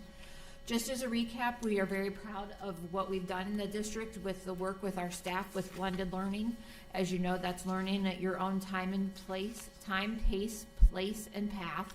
And this has been accomplished with giving our students voice and choice. As you got to participate in, there was a rotation model with future-ready, independent practice, digital content, and mini lessons. We are cognizant of the need to make sure that our students are not on a device all day long and they're not completing tasks on a computer all the time. So we will begin the 23-24 school year with a focus on the collaborative nature of school that will include hands-on activities and the focus on soft skills. As we mentioned in our 21st Century Teaching and Learning presentation, we will be focused on providing personalized learning, professional development, and blended learning was the start of that for us. So personalized learning is the ability that our teachers will be able to take their students' strengths and needs, and each student will get a learning plan based on what they know, based on what they need to know, and based on how they learn best. So blended learning will be a strategy that will be in place to help with that, and we have student learning profiles, and this really was work done at the high school this year with the Ohio Personalized Learning Network, and that the definition of personalized learning is from the Ohio Personalized Learning Network. As Mr. Strickland said, we are cognizant of the fact that we know that this is a large expenditure and we know where we are financially. However, different pots of money, and this is going to be a permanent improvement expense. So community members, if you're watching this or you have questions, we're going to make sure that this presentation is available on our website. It will be an FAQ basically, so if people have questions, they can look at this. It will live on the curriculum and technology websites. So we're super excited about this. Thank you.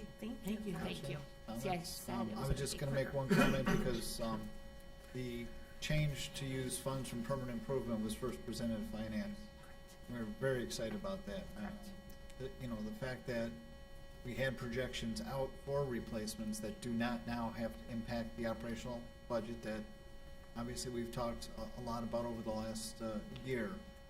And yes, we still have roads to repair and other things to fix, but with some updated bids that came in a different way, this is going to be nice. And the fact that it's a 7-year warranty, in addition to being able to use permanent improvement funds, can't be understated. That is huge. It's a But win. when you first said that, I went, wait, is that? I think I turned to you and are we allowed to do that? Because as you mentioned earlier, there are rules around permanent improvement. So that's very exciting that we can take some of the additional relief off the operational budget and not impact, the entire facilities assessment. Thank you very much. Thank you. Thank you. Okay, Mrs. Powers, any further comment? Just the one thing that wasn't mentioned but is on the resolution is we are grateful to our partners at NeoNet. We're able to get a great price on these through some consortium bidding there.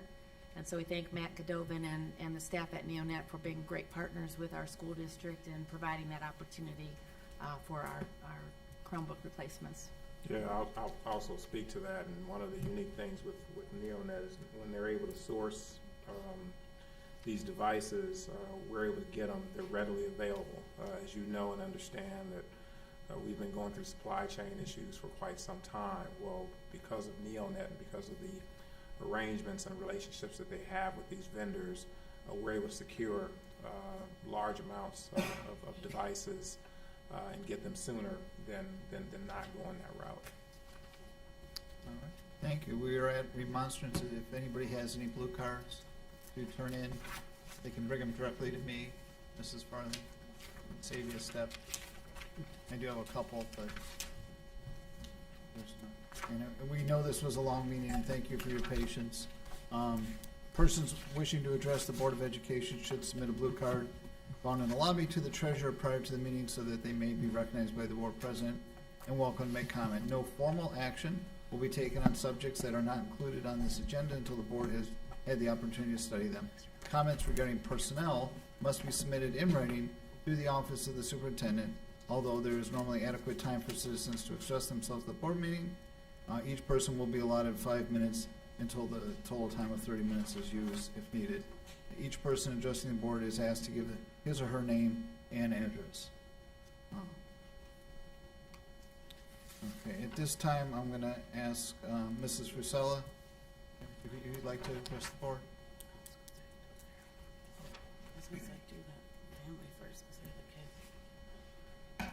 Good evening, board. Thank you for your time. So I'm here this evening with a question in regards to House Bill 583 and to ask why Twinsburg City Schools does not recognize this bill. So if you're not aware of what the bill entails, it is a bill that will allow substitute teachers to not have a 4-year degree. And that's something that I am looking to become a substitute teacher for the next school year. Under this bill, for the next year, you can obtain a 1-year license to be a substitute teacher. So with my background, I was currently hired in 2009 as a substitute for secretary, instructional assistant, lunchroom, playground, and the kitchen. And then in 2014, I became a permanent employee with the school district as a lunch aide. In 2022, I became an instructional assistant to work in the classroom. And now with the cuts in the district, my job has been cut. I have been offered to go back as a lunchroom playground, but being in the district and in the classrooms, working with children, and the cuts that were made, I feel that it is a need to have more substitute teachers. So I can tell you at Wilcox, when we are low with substitute teachers, we are pulling special ed teachers, we are pulling art, music, and gym, we're pulling reading and math teachers. So those students are losing time in the classroom with their special ed teacher or in their music class, and some kids, they thrive for that stuff. Sometimes they don't want to come to school, but if they know it's a gym day or they know it's an art day, now they come to school and they're disappointed because their gym teacher is not teaching, or maybe their special ed teacher is not with them. So I had asked, instead of going back to lunchroom playground, could I take the year and do subbing because I know it's needed in the district? The response was, we're only currently hiring under that bill Twinsburg graduates that have not received their teaching degree but are going to school to be a teacher. So my question to the board is, what makes somebody with a 4-year degree more educated in the classroom than myself, who's been in the district for as long as I have, to sub when they've never stepped in the classroom? So my background, I do have experience. I worked for KeyBank for 10 years. I sold electronics. I was a district manager for 10 years. And then I started subbing to raise my family. So me being in the school, as we all know, is really not about money. It's about the students. So my question is, would the board consider accepting this House bill to have substitute teachers for the next school year? Because there are other instructional assistants that have lost their job and could possibly want to do this. Thank you for your time. And the board will take that under advisement. Thank you. Now, Rashonda, and I don't know if it's Fernell or Rashonda. What's the last name? Farrell. I'm sorry, I'm having trouble reading it. Would you like to address the board?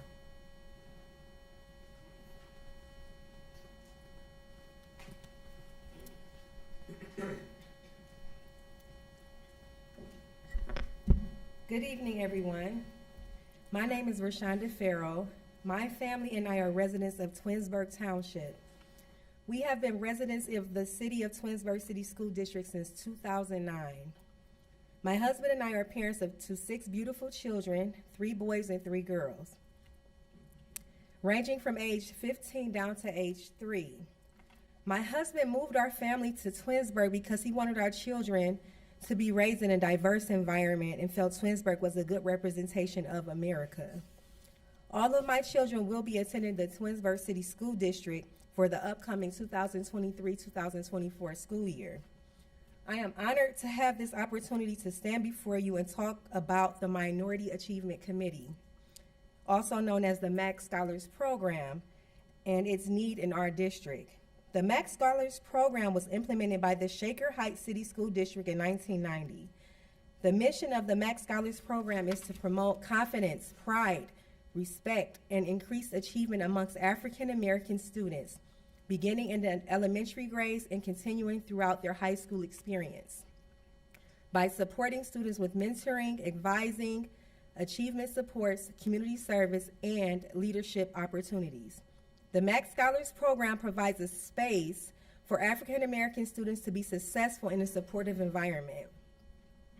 On Wednesday, May the 17th, 2023, I attended the Class of 2026 Academic Award Ceremony.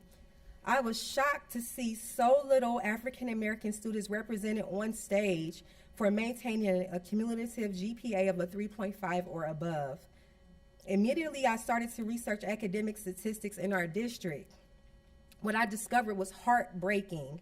The persistent underachievement of African American students have been an overwhelming problem for decades in our district as well as across the nation. Many programs have been implemented to try to alleviate this problem.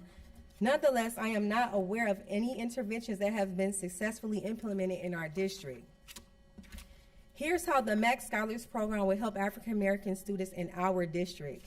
The Max Scholars Program can provide the necessary tools, advising, as well as mentoring support, leadership skills, confidence building, and other resources needed to achieve academic success in our district.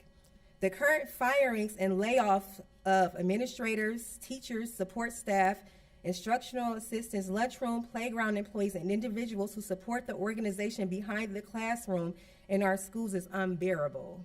It can potentially have a devastating negative impact on our African American students that are already struggling in our district. Additionally, 5 of my 6 children receive some form of academic support from the district. This includes math academic coaching. I have 2 IEP students, 1 on the 504 plan, and 1 receiving Title I reading and math support. Bringing the Max Scholars Program to our district will have great, lasting, impactful results academically. It can also enhance our African American students' overall well-being that will strengthen our district as well as our community. Thank you. Bring that to our attention, and may I say, very well. Quieter than some of my colleagues up here. And thanks for presenting. I do want to let you know, I have brought it to the attention of, I'm a graduate of Shaker Heights High School, so me and her have had the discussion of Max Scholars. I've been trying to get it implemented in the schools for a couple years now, but I did send a request to Emily Hunt, the who will be the new high school principal, Mr. Rees, the principal at the middle school, as well as Mr. Holland, the principal at Dodge. So hopefully, with everyone's support, we can get this program implemented, because at Shaker, it was very well received. I saw a lot of good things happen with that program, so I'm really pushing that we get it here in Twinsburg.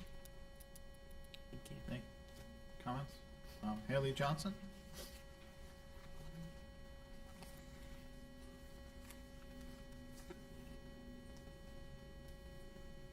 Good evening, members of the board, Mr. Powers. We'll be really quick. We were here a month ago. My name is Hallie Johnson. Brian Johnson, 2994 Mathers Way, Twinsburg, Ohio. Go ahead. And maybe I can ask this question. I forgot about that. Thank you. Maybe it's something you can ask. You can answer off the top of your head, which is, why is it necessary to say our address at these meetings? I'll let you finish your statements and then Okay, that was one of the questions in my email, but I'm just here because we presented at the last meeting. Prior to that, I emailed the board. Prior to that, had a couple emails with Mrs. Powers. So my question is just simple.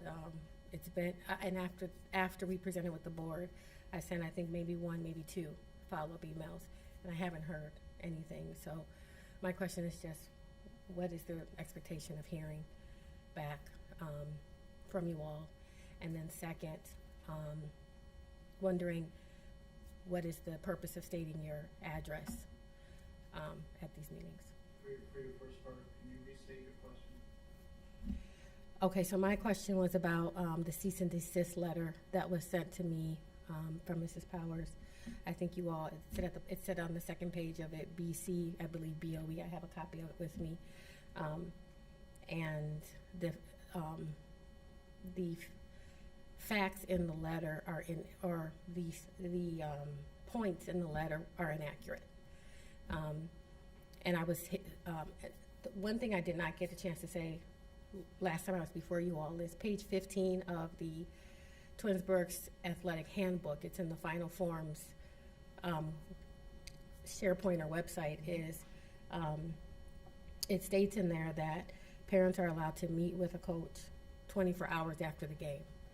And during our season, I asked for an email, a meeting 24 hours after the games about 8 times.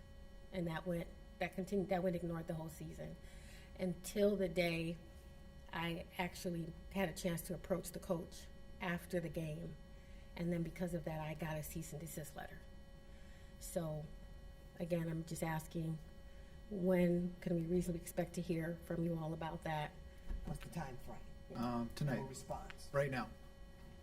Right now. First of all, on your question on stating the address, that predates us and this board, many boards, city councils, and I think throughout the country. They just want to know who's addressing and why. It reminds me of a somewhat comical situation where a gentleman came and spoke at remonstrance, stated he lived in Youngstown, didn't know what meeting he was at. He started going on inner geopolitical talks and had nothing to do with the school board. I think he thought he was at a council meeting. But that just kind of, so that's that's the board policy regarding stating the address. So, the board is aware of, where the comments are coming from. But more importantly to your main concern, I know it's frustrating.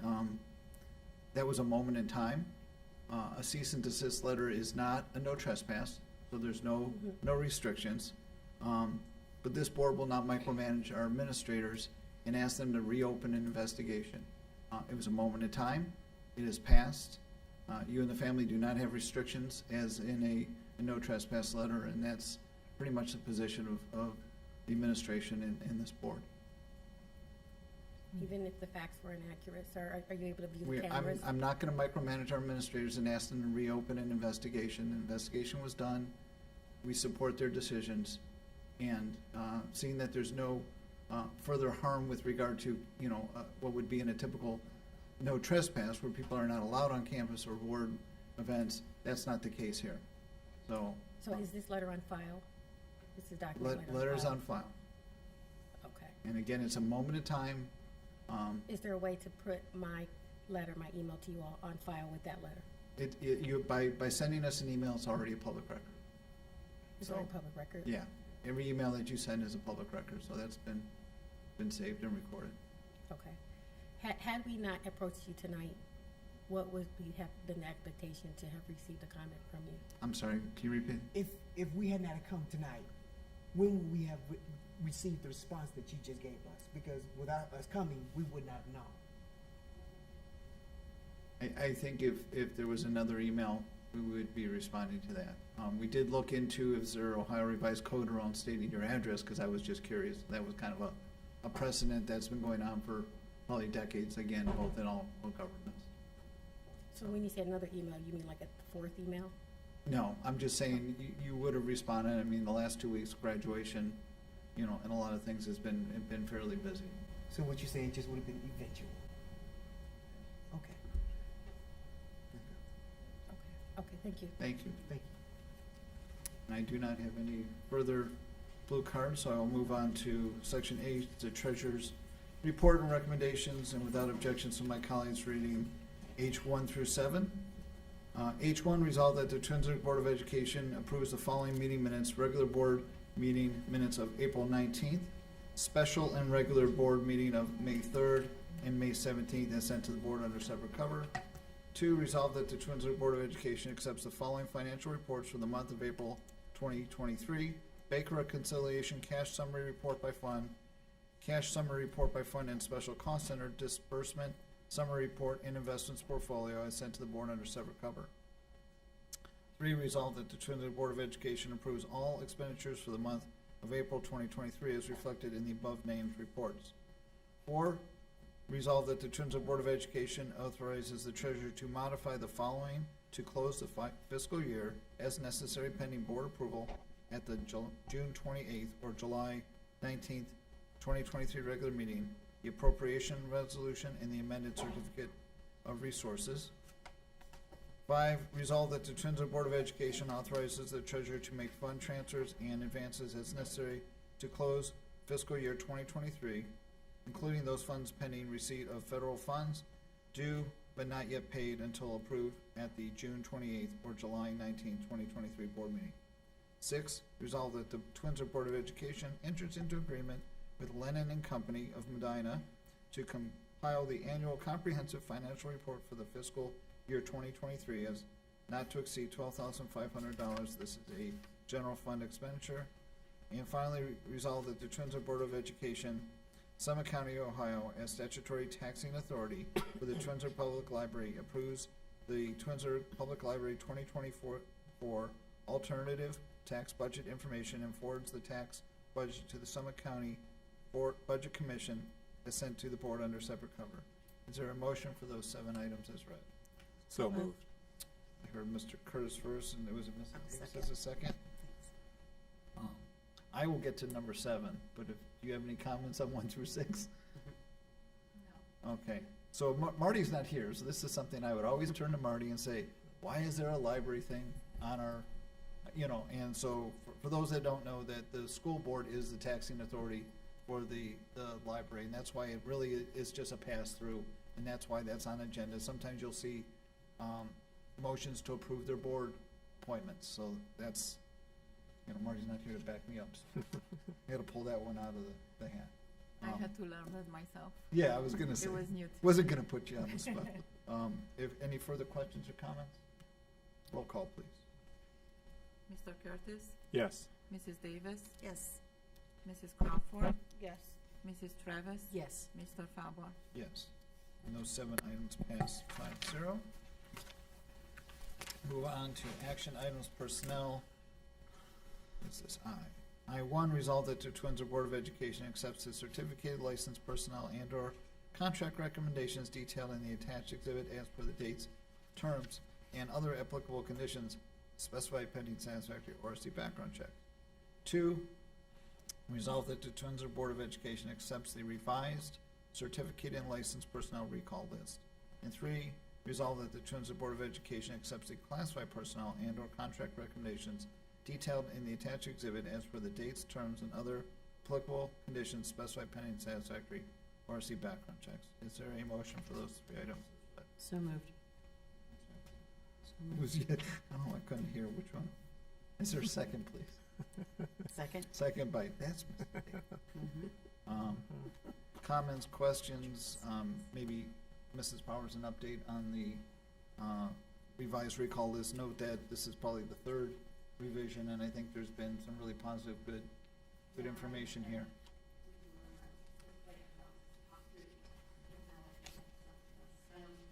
So board, just so you know, as the example of recall staff, we have open positions that become available because of resignations. So on the agenda this evening, you will see the recall of Danielle Hahn, who happens to be one of our teachers who is credentialed to teach science. So she has been recalled, has accepted the recall, therefore her name is off the recall list. She will be joining the staff at R.B. Chamberlain, replacing Mr. Joe Higgins, who took a position, I want to say Olmsted Falls. So he left. That opens a position for somebody on the list, and so she would then be recalled and off of the recall list. So what you see here up on the slide is looking at the numbers from May 17th. These are full-time equivalents. They're not necessarily by person, but we count things by full-time equivalents when we're talking staff. So we have originally 11 and a half full-time equivalents of teachers on the reduction list. We had 14 support staff members. We had 2 administrators and the equivalent of 1 full central office staff that were reduced. Now, there was another 0.5 from Mrs. Rosnaya's office who had resigned. That's a position we're not going to fill. But we're looking purely at the reductions that occurred through board action. So as of tonight, then, we have Ms. Hahn returning as a science teacher over at the middle school. The last board meeting, you recalled Kathy Simeone to a cook position at Twinsburg High School. And then at the last board meeting, you recalled Michelle Loudon, who will assume an assistant principal's position that is vacated by Mrs. Emily Williamson-Hunt, who's now the new high school principal. So I think it's really important to connect the dots and to explain how folks are being recalled back and why. And so the plan here, I would think every month, if there's any action taken to recall staff members, we'd like to present this so that you just have an up-to-date look at who's being recalled and the purpose for those recalls. Headed in the right direction. Question? Comments from anybody? Roll call, please. Is this where we talk about the certificated contracts, Kathy? I'm sorry? The certificated contract? Is this the section, I think? Right? Certificated contracts? Yes, administrative. Oh, yes. Thank you. Yes. Thank you, Ms. Rosnaya. Before you take the vote, we wanted to introduce Mr. Framartino, if you'd please come forward. Mr. Framartino's name was left off of the last board agenda. We recognized the contracts of all the other employees. And so we asked John to come tonight. Thanks for being here. John is our assistant treasurer and works directly under Mrs. Rosnaya. And just like we gave a little bit of an update as to what those folks do for us, Mr. Framartino was hired by the board in 2010, so he's been here for quite some time. In 2016, but Mr. Abel made a recommendation that John would then become the assistant treasurer because of the complexities of the treasurer's office. And so he supports the organization through the transition between Mr. Abel and Mrs. Rosnaya. Mr. Framartino really helped with that transition, made sure that budgets were taken care of, making sure that everything operated in a good way. And as you know, at the end of last year, when Mr. Aho was almost to his retirement, he became ill. And so Mr. Framartino actually carried a great portion of what was happening while Mrs. Rosnaya was transitioning in and Mr. Aho was sick. So we had a lot of things happening. And I just wanted to thank John publicly for making sure that we continue to operate financially during that. That was a huge disruption to the operation, all that transition going on, and he made sure that we were fine financially. So I don't know if you wanted to say anything else. I can add a little more. Mr. Framartino said duties include miscellaneous receiving and the workers' compensations for the district, invoicing, administration of district facility rentals, month, calendar, and fiscal year and reconciliations. He releases the monthly payment to the insurance that called the South County on the behalf of the district. He's also in charge of capital assets. So now, as Mrs. Powers mentioned, with me joining the district, his duties got changed or more added to it, we can say. So John has taken over writing the board minutes draft. He has been learning and assisting myself with various projects. I exposed him to many things that he hasn't seen or worked on before, such as budgets. And he was the main contact in the office while I had my accident last fall. And I was out for work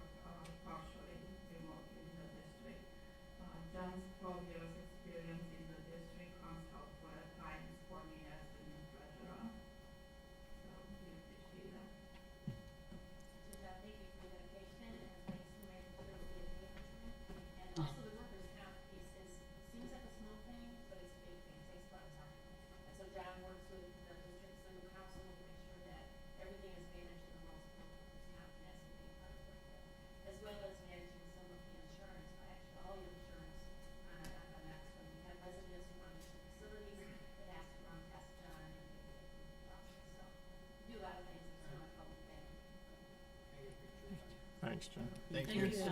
Thank you for Thank more you. than a decade. Right.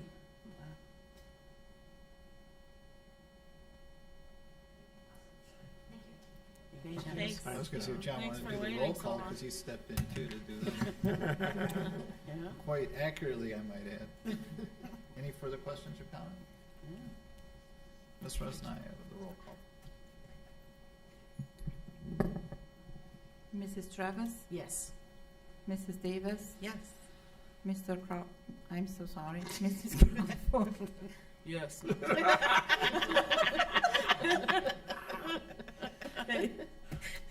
Love it.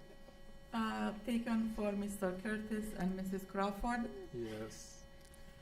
What? Okay. I'm calling your name now, Oh, Mrs. Crawford. me? Yes. Mr. Fabor. In those three items, I did say yes, didn't I? No, I didn't Yes, hear it. yes. I did not hear it And either. those three items pass comically at 5-0. To regain our control here. It's getting late. Yeah, it's getting late, and now you have to hear me read quite a bit. Now we're, on the serious stuff. This, next item is the resolution, and I will be asking Ms. Resnay to make a comment about the process here when we're done. A resolution determining to submit to the electors of the school district the question of levying an additional tax pursuant to sections 5705.194 to 5707.197 of the revised code.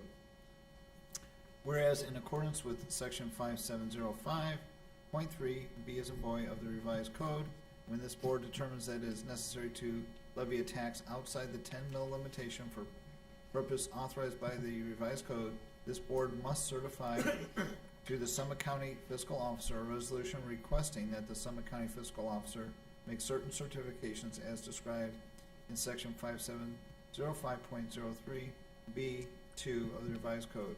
And whereas in accordance with section 5705.03 B1 of the revised code, the resolution as described immediately must state all of the following as applicable to the tax: the proposed rate of the tax, expressed in mils for each $1 of taxable value and or dollar amount of revenue to be generated by the proposed levy. B, the purpose of the tax. C, whether the tax is an additional levy, a renewal or replacement of an existing, a renewal or replacement of an existing tax with an increase or decrease, a reduction or a decrease of an existing tax, or extension of existing tax to additional territory. D, the section of the revised code authorizing the submission of the question of the tax. E, the term of the years of the tax, or that it is for a continuing period of time. F, that the tax is to be levied upon the entire territory of the school district. G, the date of the election at which the question of the tax shall appear on the ballot. H, that the ballot measure shall be submitted to the entire territory of the school district. I, that the tax year in which the tax will first be levied and the calendar year in which it will be first collected. And J, each county in which the school district has territory. And whereas in accordance with section 5705.03B2 of the revised code, upon receipt of the certified copy of the resolution of this board, as described immediately above, the county fiscal officer is to certify each of the following as applicable to the levy: A, the total current valuation of the district; B, the number of mills for each $1 of taxable value that is required to generate a specific amount of revenue; C, either of the following calculated using the tax list for the current year, and if this is not determined, the estimated amount submitted by the county fiscal officer to the county budget commission. 1, if the levy is to renew and increase, renew and decrease, reduce or decrease, or extend to an additional territory an existing levy that is subject to reduction under section 319.01 of the revised code. The levy's estimated effective rate, calculated using the rate described in section 5705.03B2, B, or D of the revised code, expressed in dollars, rounded to the nearest dollar for each $100,000 of the county fiscal officer's appraised value, or to all of the levies rate described in section 5705.03 3B, 2B, or D of the revised code, expressed in dollars rounded to the nearest dollar for each $100,000 of the county fiscal officer's appraised value. D, the dollar amount of revenue rounded to the nearest dollar that would be generated by the specified number of mills for each $1 of taxable value, and an estimate of the levy's annual collections rounded to the nearest $1,000, which shall be calculated assuming that the amount of the tax listed of the school district remains throughout the life of the levy the same as the amount of the tax list for the current year. And if this is not determined, the estimated amount submitted by the county fiscal officer to the county budget commission. And whereas, in accordance with section 5705.195 of the revised code, upon receipt of a certified copy of the resolution of the board as described above, the county fiscal officer is to certify the annual levy expressed in dollars for each $100,000 of the county fiscal officer's appraised value, as well as in mills for each $1 of taxable value throughout the life of the levy, which will be required to produce the annual amount set forth in the resolution, assuming that the amount of the tax list of the school district remains throughout the life of the levy the same as the amount of the tax list for the current year, or if that amount is not determined, the estimated amount submitted by the county fiscal officer to the county budget commission. Now, therefore, be it resolved by the Board of Education of Twinsburg City School District, County of Summit, Ohio, that Section 1, the board finds, determines, and declares the revenue which that be raised by all tax levies which this board is authorized to impose, when combined with state, federal revenues available to the board, will be insufficient to provide for the emergency requirements of the school district, and that it is therefore necessary to levy a tax in excess of 10 mil limitation upon the entire territory of the district in order to raise the amount of $6,210,000 each year for a period of 10 years for that purpose. 2. Submission of the question to electors pursuant to sections 5705.194 to 5705.197 of the revised code. There shall be submitted to the electors of the entire territory of the school district. The school district has territory only in the county of Summit. An election to be held on November 7th, 2023. The question of levying an additional tax in excess of the 10 mil limitation on the property in the entire territory of the school district, subject to the taxation by this board, in order to raise $6,210,000 each year for a period of 10 years, commencing with a levy on the tax list and duplicate for tax year 2023, or the first collection in calendar year 2024, for the purpose of providing for the emergency requirements of the school district at the annual tax rate necessary to raise that amount. The treasurer is directed to promptly certify a copy of the resolution to the Summit County Fiscal Officer, and the board hereby requests the county fiscal officer certify to it the certifications under sections 5705.03B and 5705.195 of the revised code as applicable to the proposed levy and otherwise as required by law. The board finds and determines that all formal actions of this board and any of the committees concerning and relating to the adoption of this resolution were taken, and that all deliberations of this board and its committees that resulted in those formal actions were held in meetings open to the public in compliance with law. The captions and headings in this resolution are solely for the convenience of reference and in no way define, limit, or describe the scope or intent of the sections, subsections, paragraphs, subparagraphs, or clauses thereof. This resolution shall be in full force and effective from and immediately upon its adoption. Is there a motion for that as read? So moved. Moved by Mrs. Crawford. Is there a second? Second. Second, Mrs. Travis? Thank you. I alluded to this in my president's report. It's the other balancing of the equation. You know, it's a 10-year emergency levy. This is the step 1 of 2. I don't know, Mrs. Rosnai, if you want to comment on that. This is to have the Summit County Fiscal Officer, review the records and Correct. certify this. Yes. And then there'll be a second step. A second resolution that we need board approved, yes. Right. And that's common practice that we've done in levies before. That's the law. Before we're able to do Before the we're able final to put it on the submission. ballot in Yes, November. by August 9 deadline. Right. I will note that, as I mentioned in the president's report, this is a full mil lower than the last 2 new money levies. Again, with the belt tightening and the the work that all departments, not just personnel, had with the cuts. It is still necessary. We will be in default if 2026 becomes the third year. If we don't take this action, we're not securing the future for not only our current students, but clear back to the new class of 2036. I'll end my comments. Hearing none, roll call, please. Mrs. Crawford, Yes. Mrs. Travis, Yes. Mr. Curtis, Yes. Mrs. Davis, Yes. Mr. Falbar. Yes, and that resolution passes 5-0, so now it's in full force, and Mrs. Rose and I will be busy getting that down to county.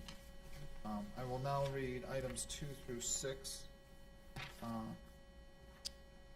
2, resolve that the Twinsburg Board of Education approves the deletion of one 2-tiered green smart steamer from the Twinsburg High School upon the recommendation of the superintendent. The serial numbers are listed.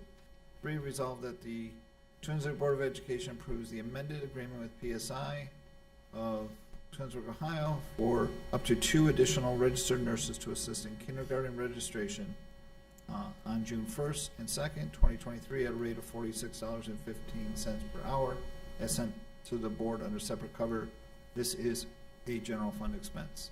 4, resolve that the Twinsburg Board of Education approves memorandum of understanding with the Twinsburg Education Association to establish a classification for a temporary long-term substitute employee effective 2023-2024 school year as sent to the board under separate cover.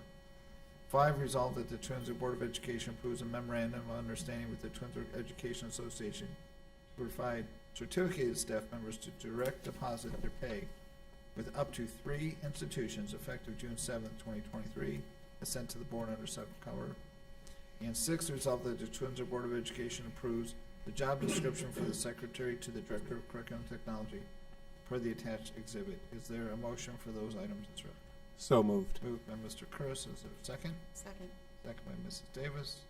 Questions, comments? If I could explain number 4 on the agenda. Please. So number 4, it says recall long-term substitute teacher. The teacher that this relates to is actually Miss Kayla Benzie.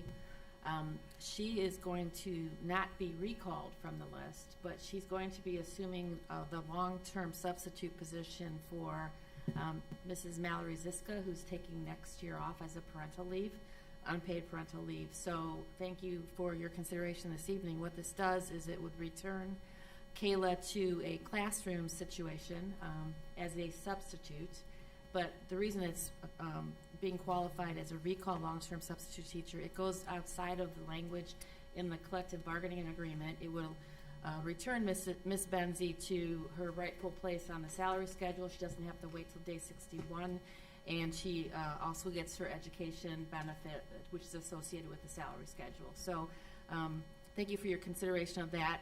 Mrs. Ziska's away on unpaid leave, and so this makes sense to me that it's a balance. She does not give up her recall rights.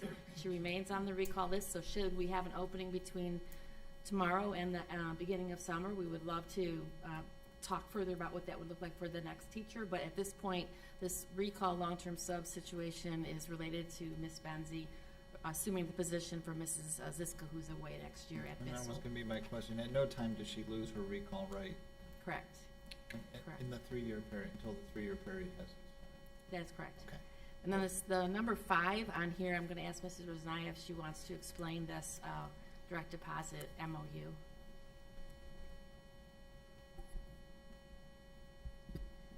I was very surprised when I joined the school district last summer when I was told that I can only send my paycheck into one banking account.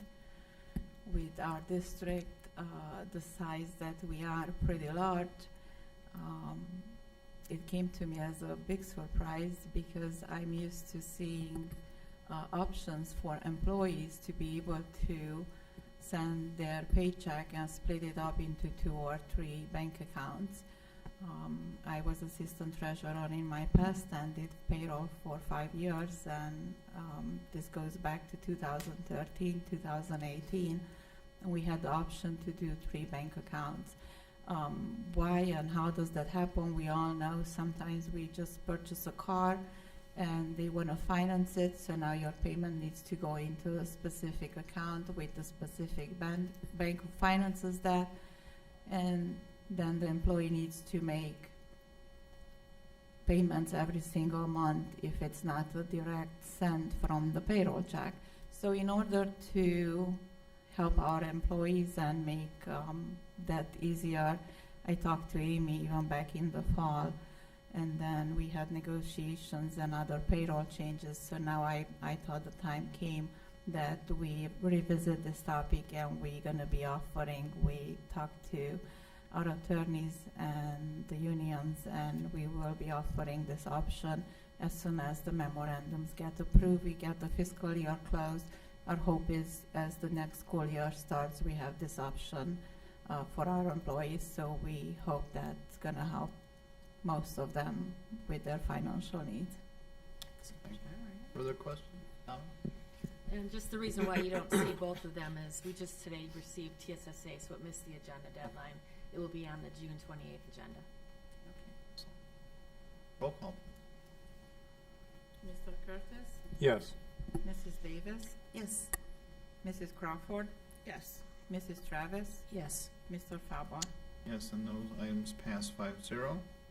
On to J7, resolve that the Twinsburg Board of Education approves the 2023-2024 student handbooks for Wilcox Preschool, Wilcox Primary School, Samuel Bissell Elementary School, George G. Dodge Intermediate School, R.B. Chamberlain Middle School, and Twinsburg High School, as well as the 2023-2024 Athletic Handbook and the 2023-2024 Coaches Handbook as sent to the board under separate cover. Is there a motion for that item as read? So moved. Moved by Mrs. Travis. Is there a second? Second.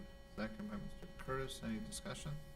Yeah, I just want to explain that there was a short window for the handbook sent out, so because of that, I didn't have adequate time to review it, so I will be abstaining from voting since I didn't get to review the handbooks. Okay, And then roll I'll call. just comment real quick. Very thorough, lots of work. I'm sure it took a lot of coordinating of schedules and everything to get everybody together with this. I think, and I felt too like there was a lot to read, but I don't think it was probably necessary for me to read every word. But for Dodge, RBC, and the high school, I did.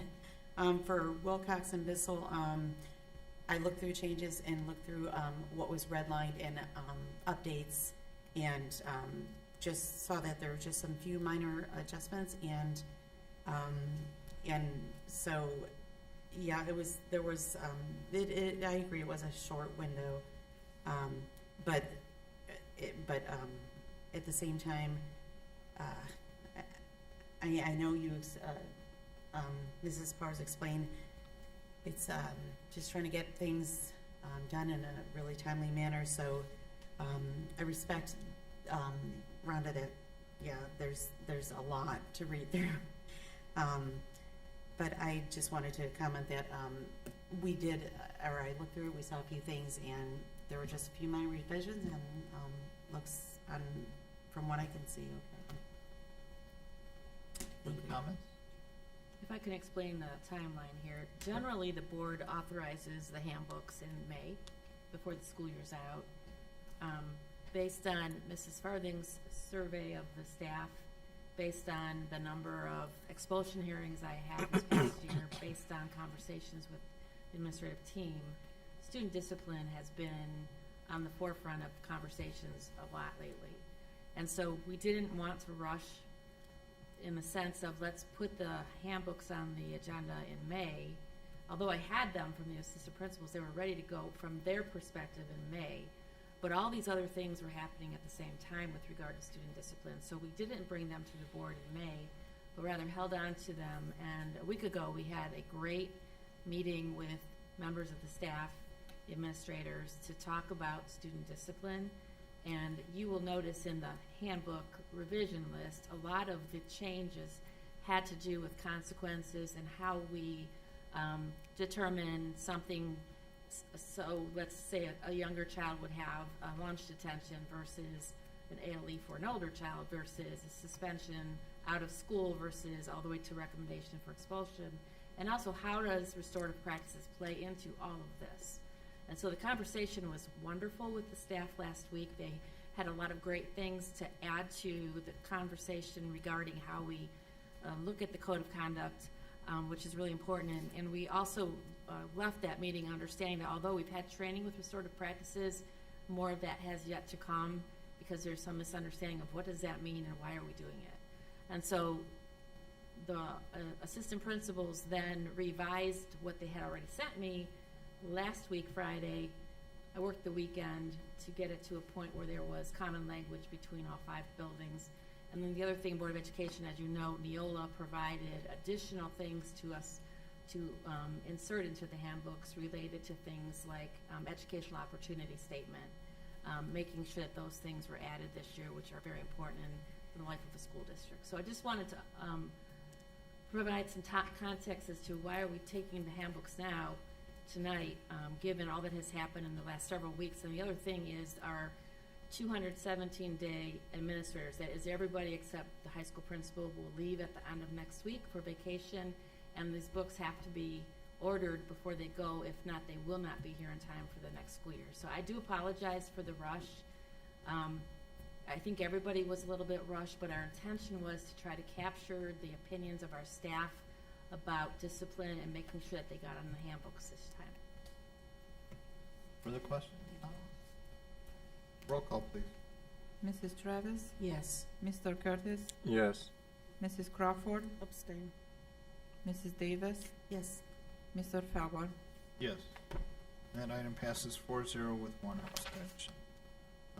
Moving on, 8, resolved that the Twinsburg Board of Education approves the purchase of Chromebooks as part of the group purchasing agreement with Northeast Ohio Network of Educational Technology in Cuyahoga Falls in the amount of $534,660 as sent to the board under separate cover. This is a permanent improvement expense.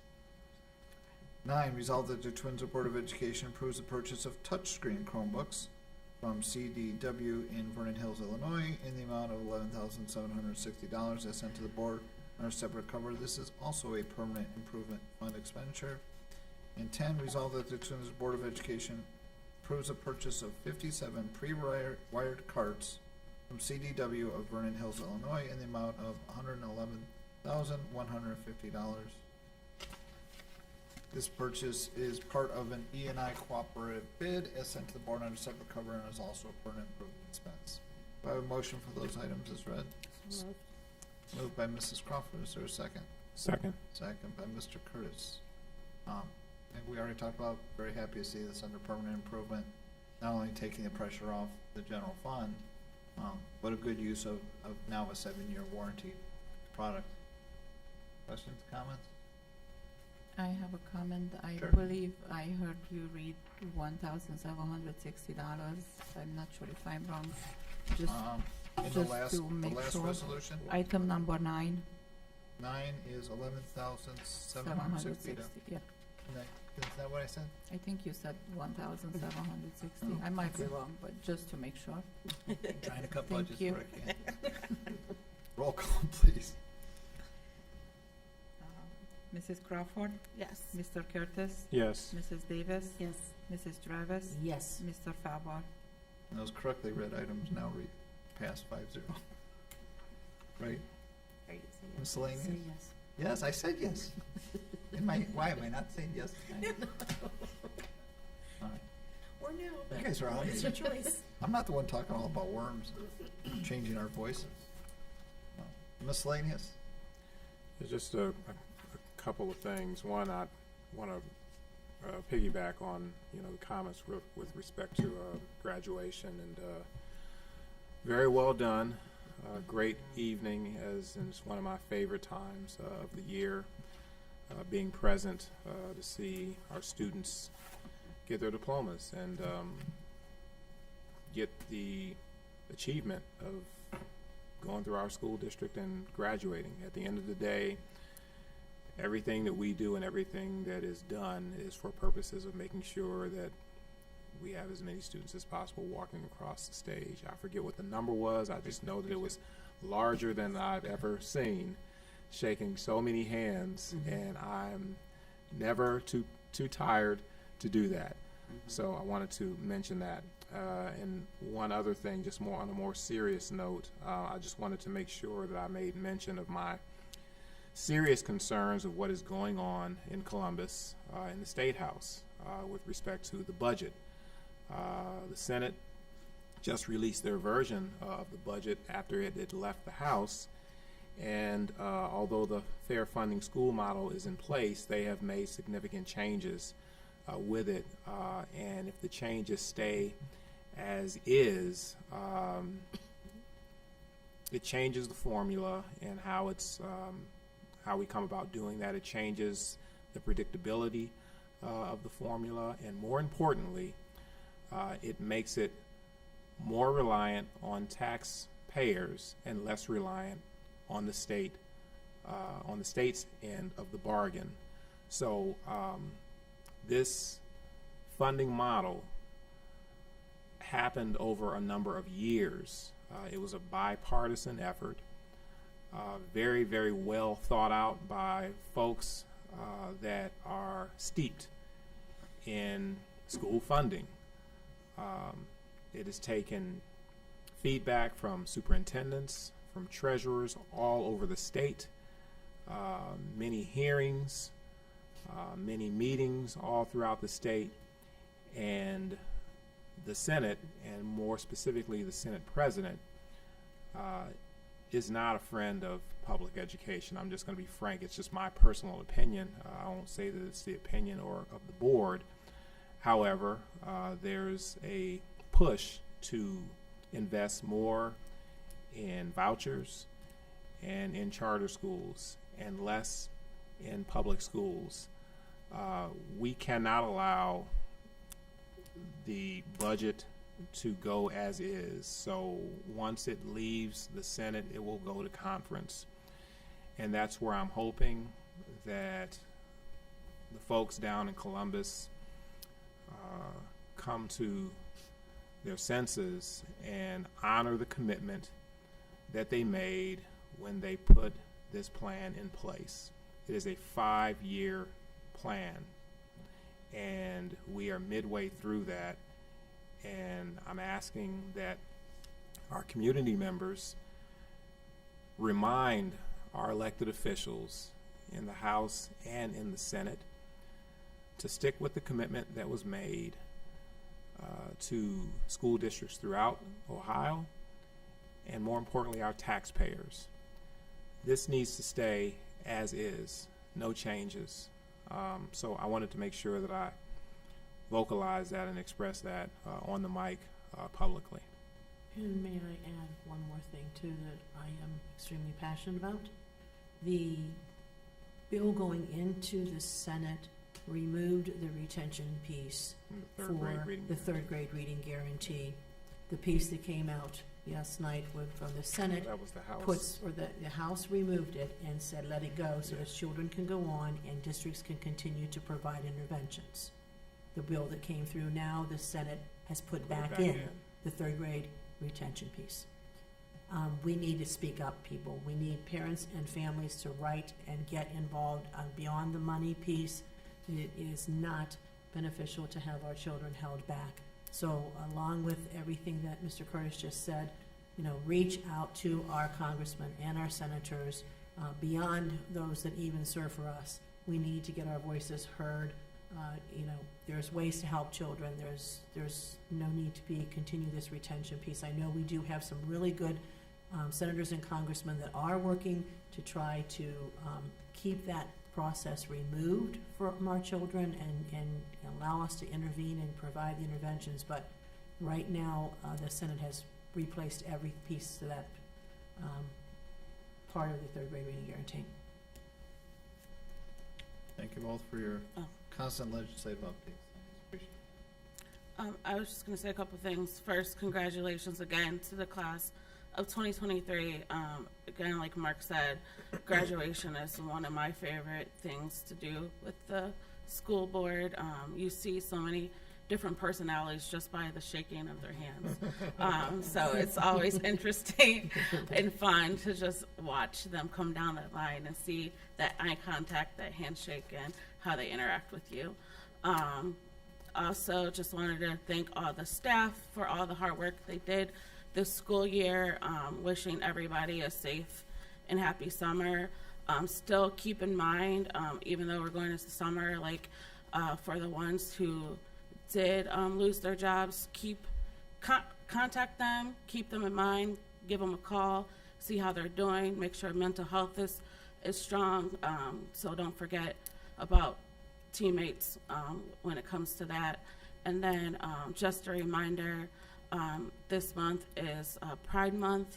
I attended Cleveland Pride on Saturday. I think Akron's having one, I think in August. But, you know, just make yourself aware of different things, support whoever. And then Juneteenth is coming up. And I think this is the first time we have it as a holiday for our district. So look around. There's a lot of events that you can attend to help support. So thank you. And just real quick for me too, the graduation, of course, like my favorite evening of the year. And also thanks to the graduation committees, the staff, and everybody who works so hard with our kids. And you can tell because it made a difference from the way you see them every day in the high school. They came across the stage poised, polished, proud. They were just, these kids were fabulous. They carried themselves very well. And I think that also involves some practice with some of the staff on working with the students. But these kids, I mean, they achieved, they graduated, the biggest class in a long time. And like I said, I've always said that's probably my favorite thing to do, favorite evening throughout the year with the kids, even though I didn't have any graduate this year. What was the GPA? 4.7, something like that. Top student? Yeah, it was 4.7 something. Yeah, it's just amazing. Caitlin Bamler. Yeah, amazing. Seeing further comments, we do have need for executive session, so I'll make the motion that the Board of Education enters into executive session at 9:05 p.m. to discuss employment and compensation of public employees as per Board of Education Policy 0166A. Made that motion. Is there a second? Second. Second by Ms. Travis. Any discussion? No. Roll call. Mr. Fambach? Yes. Mrs. Travis? Yes. Mrs. Crawford? Yes. Mr. Curtis? Yes. Mrs. Davis? Yes. Item passes 5-0. We are now in executive session, and we do not anticipate further business when we reconvene.